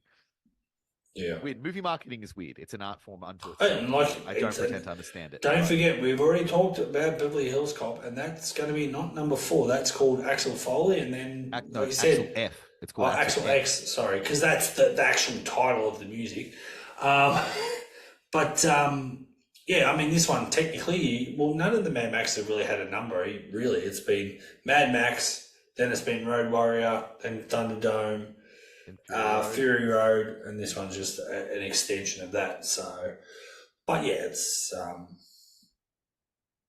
it's just now it's just almost become, I guess, a laughing thing for us, you and me, to joke about what titles are coming out next. Oh, look, and our listeners know all too well how I feel about changing the way that you title a movie mid-franchise. If it's got a number, keep the number. Yeah. If you're gonna subtitle it, don't.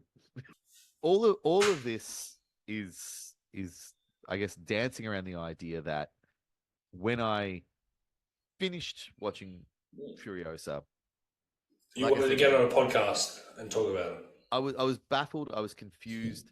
I didn't, and look, this happens a lot when we talk about movies, especially ones that kind of perplex me a bit. I come out sounding like really negative about it, and I'm not trying to sound negative. Like that's why I keep reiterating. I really like Anya Taylor-Joy in this. I really think Chris Hemsworth did something interesting with this. It was nice seeing him go in a really different direction to what he's done. I do wish he had have been given a bit more in the text to kind of play out why this character is in charge and why they are, kind of a bit unsettling to some people, even though most people seem to kind of not be scared of him. But the main thing that I walked away from with this movie is like, I feel like at some point, not immediately, but at some point, I feel like I need to sit down and watch it again, knowing what I'm getting, and see if I can pick up on all the other things that perhaps I missed, because I am fully prepared to think with this movie, it's a 50-50 shot whether this movie misses what it could be or I missed what it's trying to do. Because this, like we said, this movie is not an action movie. This is not a Mad Max movie. This is not a It's definitely not Fury Road. No, there's like two car chase things. You know, Mad Max is very big on cars. There's like 2 car things. There's a lot of sweeping desert shots. There's a lot of slow movements. I do think the editing is off. I wish the editing had been a bit sharper and cleaner. I wish they'd have got rid of those chapter titles, and just let it kind of roll and be itself. Yeah. Something we haven't talked about at all, which is the reason that I messaged you and was like, I think we should talk about this. And it goes back to where we started this conversation is you saw this movie in cinemas pretty much when it came out, a few days within it seeing it come out, which was not that long ago. I saw this movie on VOD. No. I rented it in my house. Yeah. And sat down and watched it. I paid the $29 to rent it. Oh wow, that's a lot. It is still. I waited. That's why I watched it with a friend. I waited till I had a friend over. And I was like, all right, $29 for 2 people. That's fine. That's $15 a head to see a movie. And I did want to support this movie because I was very excited to see it. I love Fury Road. I was very interested to see what George Miller was doing with this story. I was interested to see Chris Hemsworth and Anya Taylor-Joy go to work in this. I knew there was going to be a lot of Australian character actors pop up somewhere in there, and I was keen for that. So it was a movie I was really looking forward to. And it's wild that this movie that was so heavily marketed, so heavily promoted, so widely released, and so hyped, you and I are talking about a podcast just after it came out, and we were able to see it in such vastly different ways because of how it was received at the box office. And it's only just come out on VOD. I think I rented it like the day after it came out on VOD. Well, when you messaged me... Prime, whatever I rented it on. Yeah, when you messaged me about it and you said about VOD, I did see it had popped up on my Fetch stream. And I don't know if that was through Telstra or Amazon or whatever the rental. Well, I have a Sony TV. I didn't look at it, but I know... Ads, and it's the homepage of my TV is ads for Furiosa. Okay, yeah. So it's still getting really heavily marketed to people. It's really kind of pumped at you that you should see it. And they've pivoted. They're like, well, don't see it in cinemas. Watch it at home now. Rent it and watch it at home. Pay the premium rental and check this movie out. So that they're kind of marching on with it. Do you think now that this has been released on VOD and now people... I would be very curious to see the numbers. How many people are going to fork out $29 to rent Furiosa? Maybe there's a lot of people like myself who wanted to get to the cinema and just couldn't get there in time. Do you think this is a type of movie that is going to get a second life? It is going to be one of those movies where in a month, way more people have seen, or is it going to be one of those movies where when it eventually makes its way to Netflix, suddenly it's #1 on Netflix for a month, and everyone's like. This is happening a lot with movies these days, but when they get to Netflix, movies from 10 years ago that were kind of largely forgotten find this new life and they become the #1 streaming thing for a week, 2 weeks, 3 weeks. And everyone's talking about, hey, have you seen that Denzel Washington, Tony Scott movie Out of Time? And everyone's like, what, from like 2003? What are you talking about? Like, it's the greatest, man. I watched it on Netflix this weekend and it gets this huge bump and it's suddenly, do you think this is the kind of movie that's going to happen? Or is it just not what people wanted and it's going to kind of go away? I don't know. I do feel like, and again, it's hard because I'm trying to put my bias on what is the general public thinking? What would I do? What would the general public do? I do feel like even you justified it by going, hang on, I do really want to watch it. I can watch it in the comfort of my own home. I'll pay for it. My mate will bring a 6-pack over and we'll watch it. You kind of justify the cost. Like you're saying, instead of watching by myself for $29.95 or whatever you paid for it, well, it's kind of $15 a head if there's 2 of us.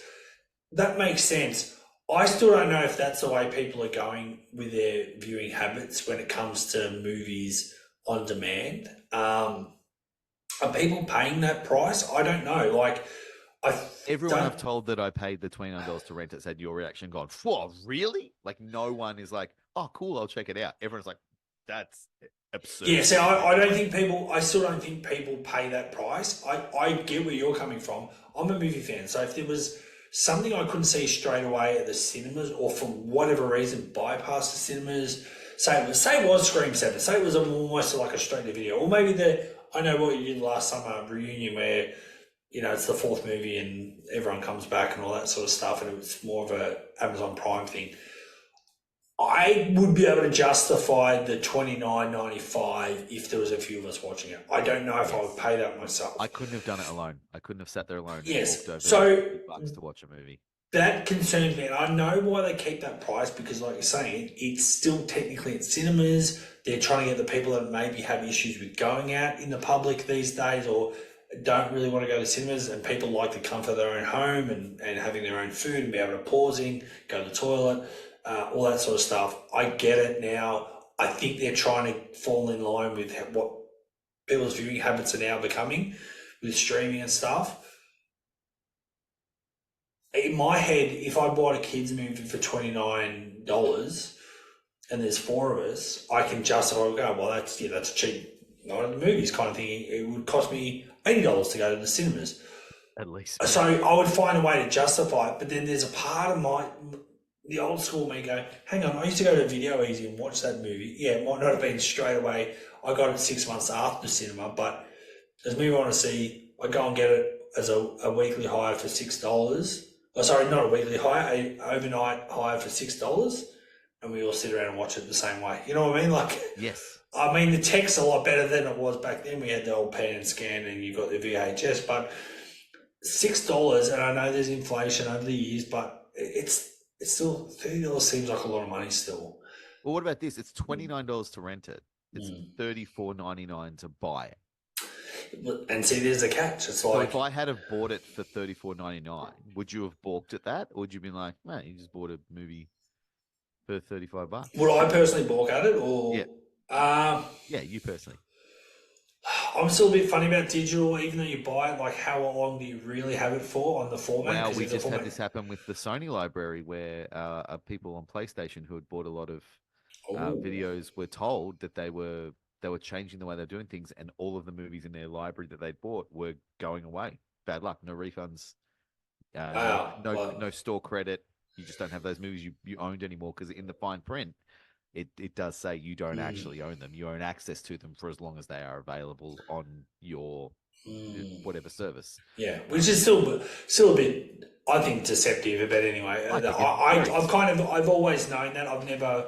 I know people that have got rid of their physical libraries because there's been a digital download and or access online to a library. But again, unless you permanently somehow download it to your own hard drive where you've got it permanently stored, you don't have access to that film for all time. Like, people think they can get rid of their physical, that's it, I'll get into the salvos and I'm just going to have all this digital stuff so I don't have all this, I guess, I can free up all this storage space because I don't need all these DVDs. People that do that are mad because, like you said, in the fine print, these companies that run the online stores and or the cloud or wherever these movies that you've got access to, they're not always permanent. I've lost a lot of movies that I had digital downloads for as things have upgraded over the years to now it's Google Movies. All my movies are pretty much in Google, and I had like over 200 movies. That's down to like 97 because a lot of them, because of rights and who had them, slowly over the years. See, I don't know. I think that's it. I think there are the people who are at that price point, people who are up around the $29, $35 mark for a digital movie.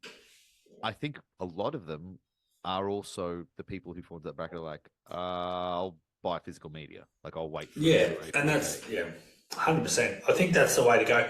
Like, it's funny because I was looking back at one of our other podcasts and you were talking to Ben about buying, even though you hated Scream 5, you bought it on digital. Yeah. So you watch it. And I've watched it again since that podcast aired. But the craziest thing is, I've got the physical media for Scream 5. But when you said that, hang on, and I looked it up. And I actually own it on digital too. I didn't pay a cent for it though, but technically because of Telstra, you own earn points, you can use points instead of actually physically Oh. paying. So I use points to redeem it, but still, yeah, you're right. At some point, eventually, it probably won't be there. It will go Like, away. Yeah. And it's so I do wonder if the VOD stuff is going to help Furiosa at this time because it is that high price point and it is what they call premium home rental. Is it when it drops to the inevitable $6.99 that a lot of pay to rent VOD stuff gets to before it goes on streaming? Uh, is that going to give it a bump, or is it going to be too little, too late? Because usually, the time if something goes on VOD instead of straight to streaming, the time between like the $24.99 rental going to the $6.99 rental, it's usually like 2, maybe 3 months. It's a while. They really like try their hardest to get every cent out of the people who will pay that money. yeah. In 3 months, like a lot, we talked about at the top of the show, a lot more movies, sequels, but not just sequels, a lot more movies are going to come out. The posters and the bus, stops and the home screen ads for Furiosa are going to be gone. Mhm. This movie, I feel like, is in danger of becoming a bit of an afterthought. And if you are going to sit down and pay money to rent something for $6.99, or right now pay $24, I don't know if this is going to be the one because, and this goes back to what I said earlier on the episode as well, no one is talking about it. Like you and I are talking about on this episode, but what we're talking about a lot is what's going on with this movie. Why is no one talking about it? Yeah, it's crazy because like going back to right at the start of this podcast when you talked about Fury Road and just the buzz around that movie, it felt like everyone was talking about it, everyone was seeing it. This movie is like it doesn't exist. It really does because apart from the advertising and them doing this last minute push and a few people, and obviously Ben actually went to he was there at the premiere thing. I saw a little bit of that stuff popping up on social media, but really I haven't heard a lot of talk about it. The only thing is, and sadly it's a negative, not about the film itself, but obviously knowing that the box office is really struggling. That was That's within the it. story. That was the story early days. And the sad thing is, while I understand it's newsworthy, I wonder if there's a way that the media or they cannot talk so much about those numbers because I think that can. And I'm not saying this movie is an amazing movie either, but I think sometimes what happens for films, especially now after COVID, with people maybe going, "Oh, I'm not really necessarily going to cinemas. I might be able to stay at home," and like yourself, renting it. I wonder if because something doesn't do well out of the box office in that first weekend and it gets reported on, people assume it's shit, which is not always the case, and then that's inherently just absolutely is a dagger to the heart of that film.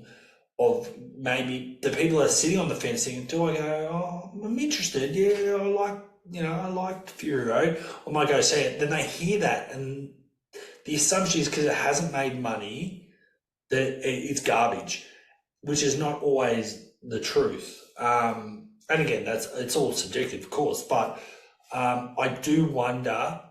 Cool, but it's all right. I wonder if that's a thing they need to change. Again, I guess it's a story, but I mean, I don't know. Well, the Like, big is it? thing with box office now is it used to be a movie had an estimated budget. Studios would announce the budget. People are like, oh, estimations are this movie costs $200 million, and then it would come out. It would have opening weekend, which is obviously very important.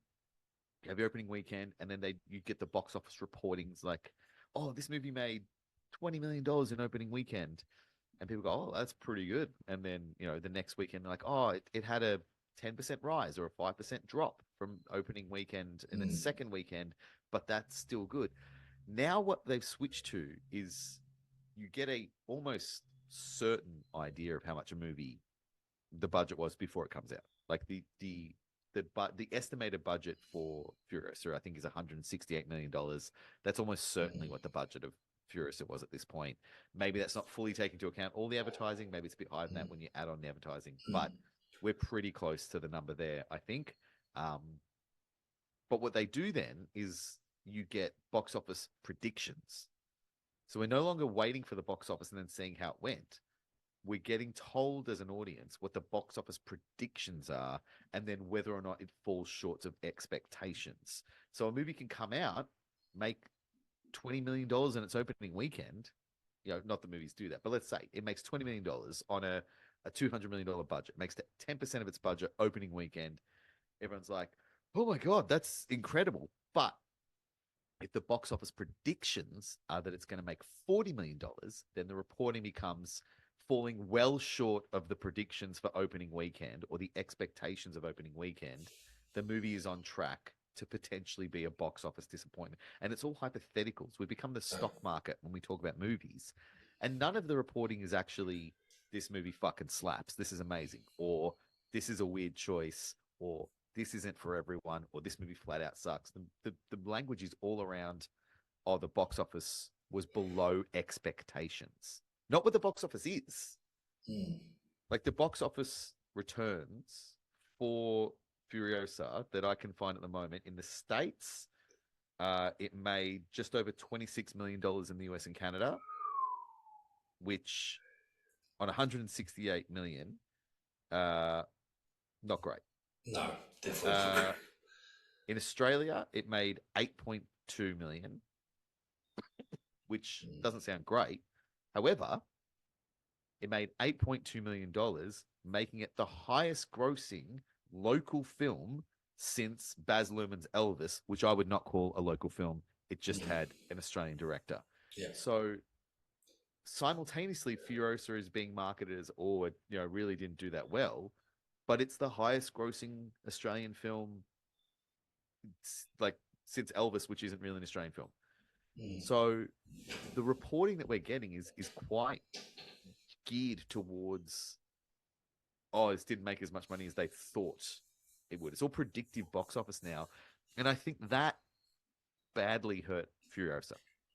Because once that reporting came out, that was the story. This movie didn't make as much money as we thought. It didn't make as much money as Fury Road. It didn't make as much money as people expected. The opening weekend was not what we thought it was going to be. Like, it's not great to hear all that. And audiences, it's like, if you go to a restaurant and the service is amazing, you might tell one person, you might go, we went out last night, the waiter was great. If you go to a restaurant and the service is bad, you will be on Facebook before you even get to the car. Yeah. And you will tell everyone you meet for the next 3 weeks, don't go to this place. The fucking staff there are the worst. And I feel like that's what box office predictions have become. It's like, this movie comes out. How was the movie? Well, they thought it was going to make $100 million. It made $40 million. Yeah. And people go, oh my God, well, I better not see it. Yeah, 100%. It's funny. It becomes true. It doesn't meet expectations because because before it had a chance. Yeah, 100%. Movies used to get rolled out. It Yeah. used to take 6 months for a movie to fully get rolled out in cinemas and fully start to reap its box office. And obviously the landscape's changed, but at no point in that were people talking about expectations. And it's I don't know why. I don't know why studios do this, because studios are behind it. I don't know why they are doing this. No, it's only hurting them. Get rid of it. Yeah. Stop telling us how much you expect the movie to make opening weekend. We don't give a shit. Just let it happen. Just advertise the hell out of it. Hopefully people pick up on, what movies are on? Oh, Furious is the only one up on the board that I look like I care about. Yeah, let's go see that.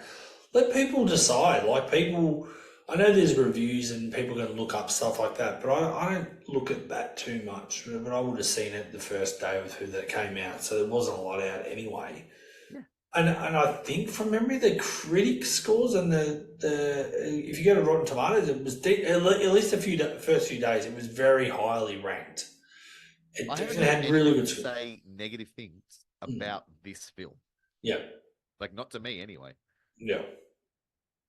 And having said that, like, I agree with you. I think there's definitely some issues with the film, absolutely. Yes. But did I have fun watching it? And overall, I was a couple of moments where I'm a little bit confused, or like, oh, how does that relate to that, or whatever, or maybe I would have made a different choice. I still enjoyed the ride. I enjoyed going to that world. I did like seeing Bullet Town and seeing a bit more of the world that they live in and these people are a part of.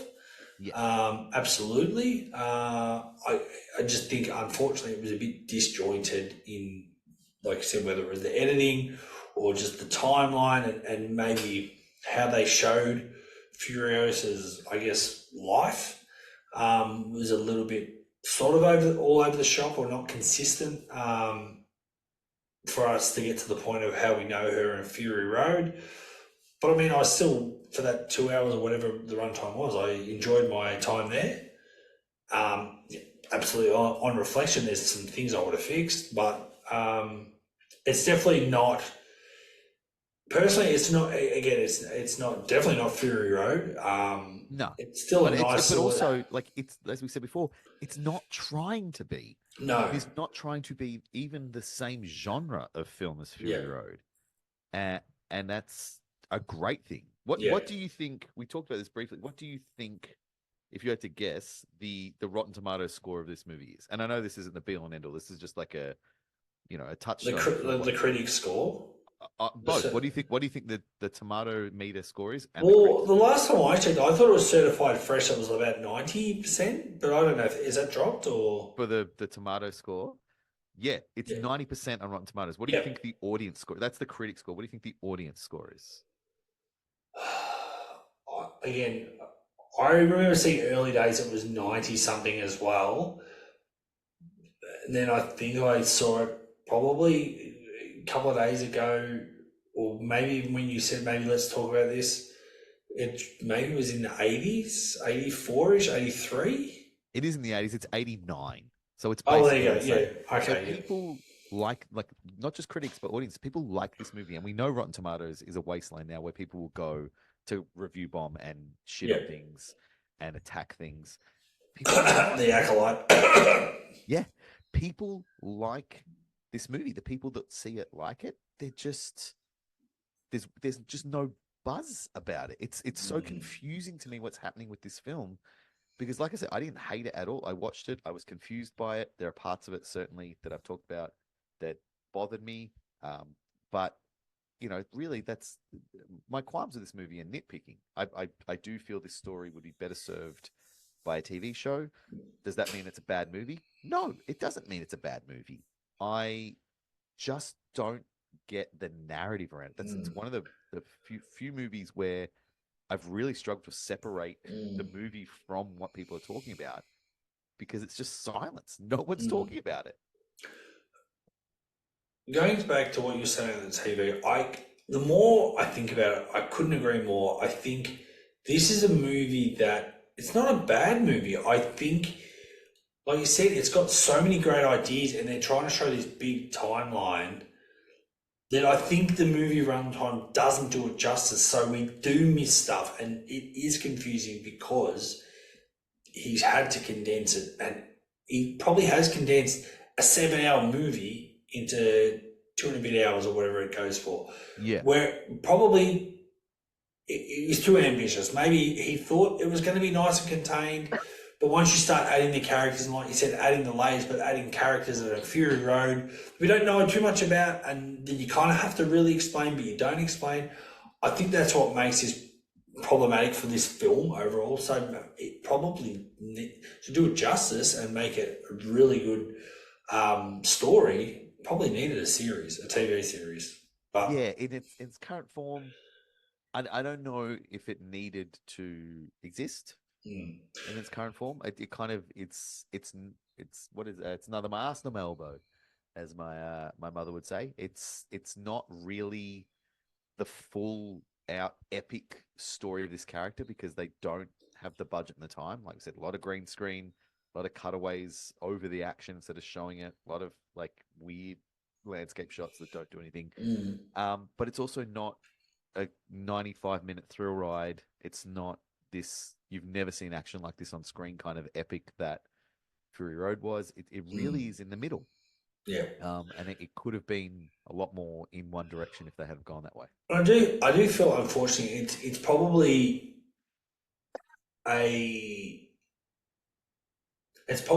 unfortunately in the shadow of Fury Road. Fury Road was such a big deal, and like you said, there was so much constant action and stuff happening.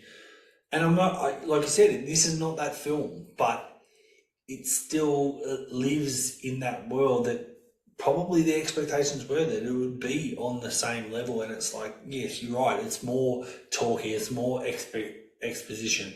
So it's kind of like, it's not all about the extra action, and like you said, budget would have confined them to do certain things.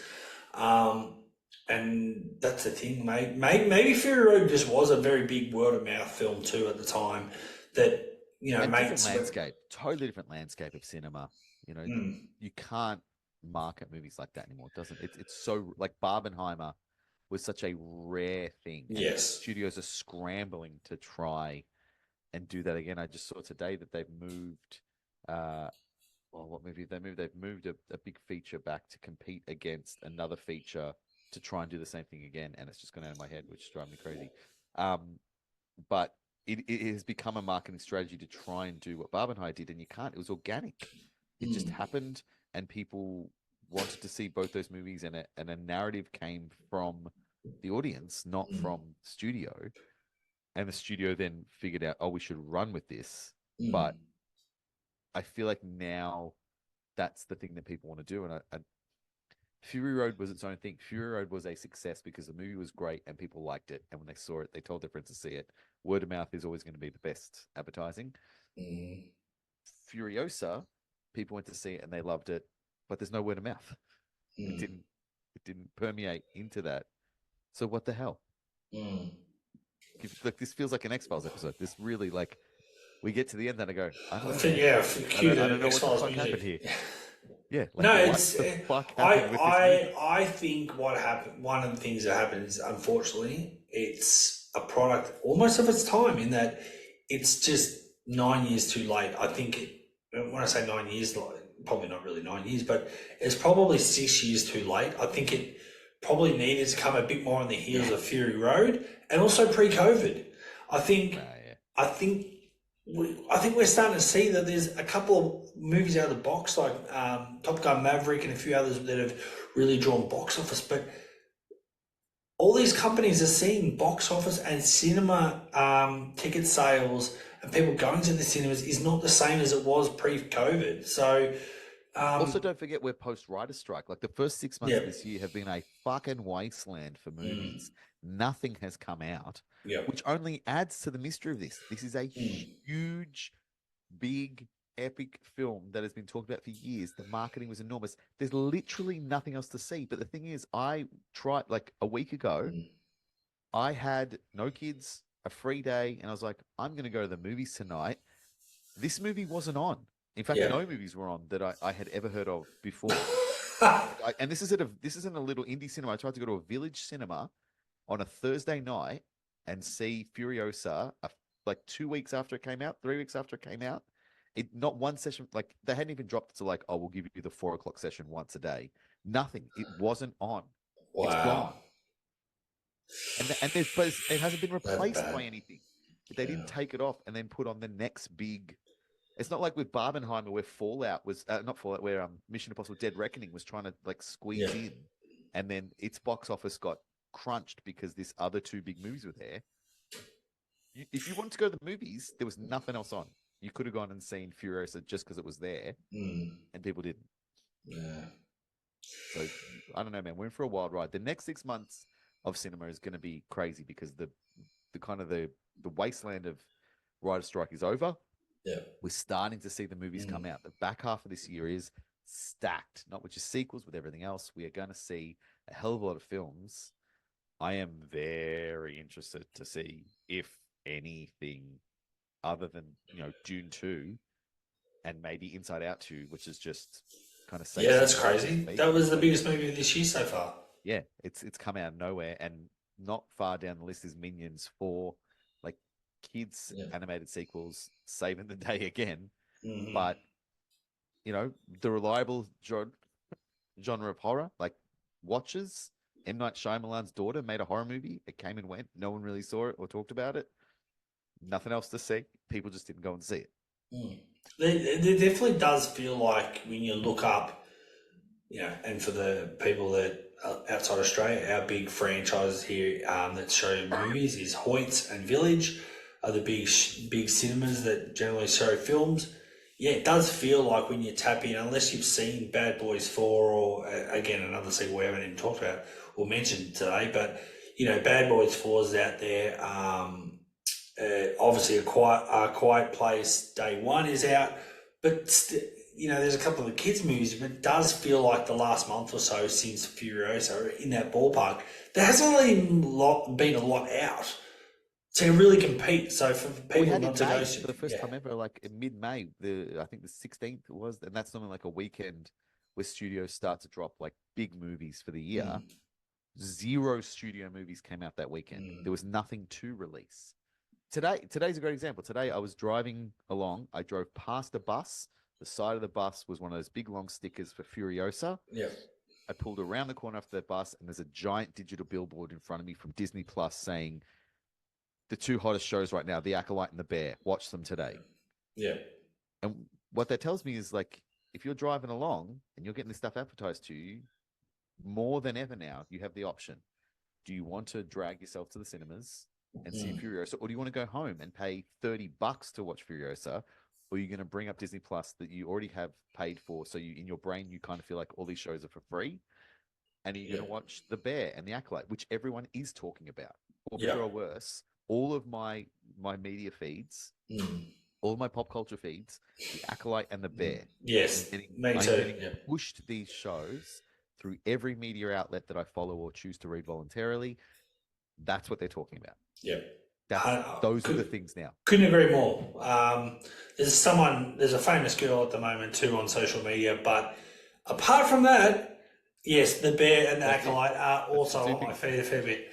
But you're right, like A Quiet Place. The cinema I went to last night was Village, and it was really busy. And is school holidays here in Australia right now? Again, for listeners anywhere else in the world, Australian school holidays. It's busy. The place I went, I saw a 7 o'clock session for A Quiet Place, and yeah, the room, it was a big VMAX screen. It was, I would probably say, at least half to maybe 60% full that I could see. At least all around me, all the seats were taken. And even getting into the cinema, lining up to the candy bar, all that sort of stuff.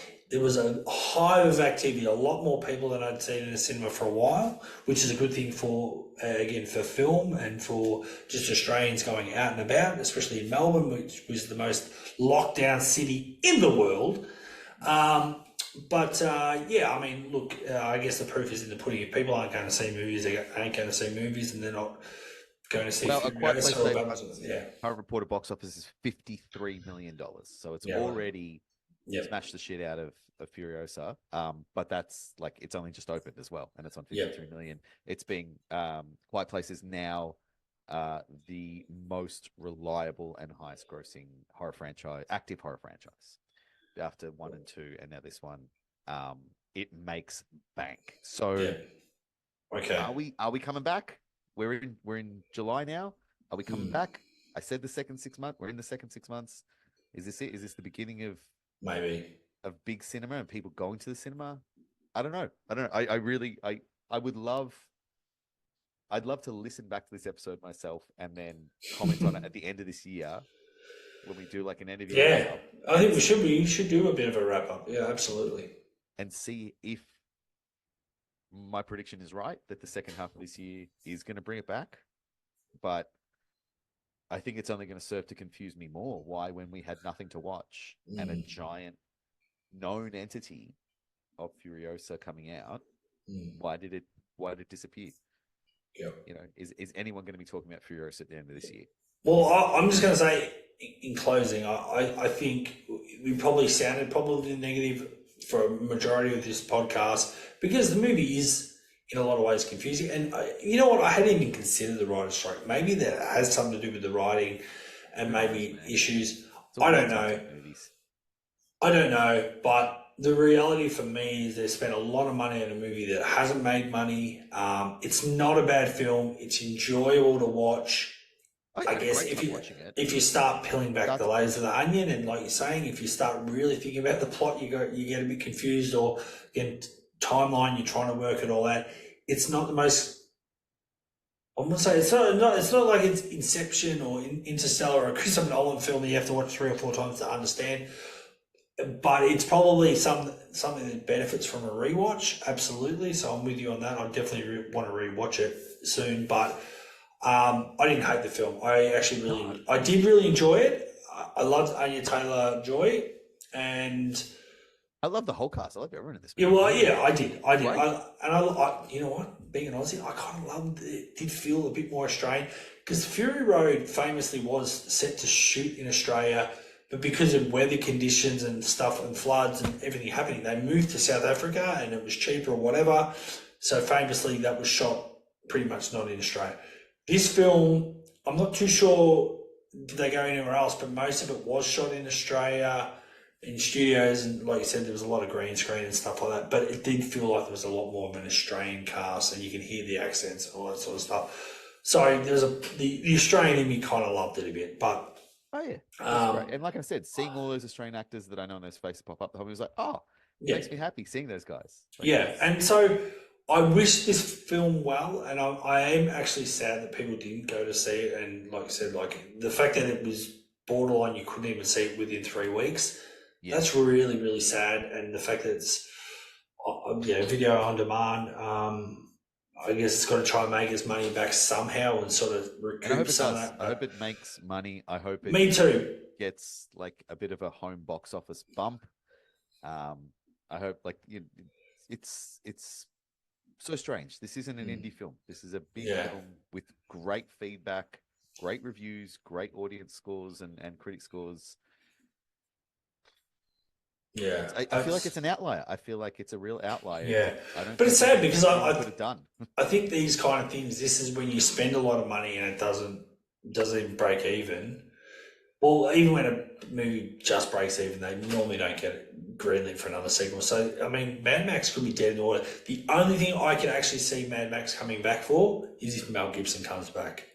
And I know you probably would have thoughts on that. Even Tom Hardy. I think if Tom Yeah. Hardy said he's going to come back and do it again, people were like, oh, yeah, because got to remember, man, there's a lot of people who saw Yeah. Fury Road who did not see the original Mad Max Yeah. trilogy and don't Yeah. know that Mel Gibson is Mad Max. Yeah. And I those are think the people who are like Tom Hardy's Mad Yeah. Max.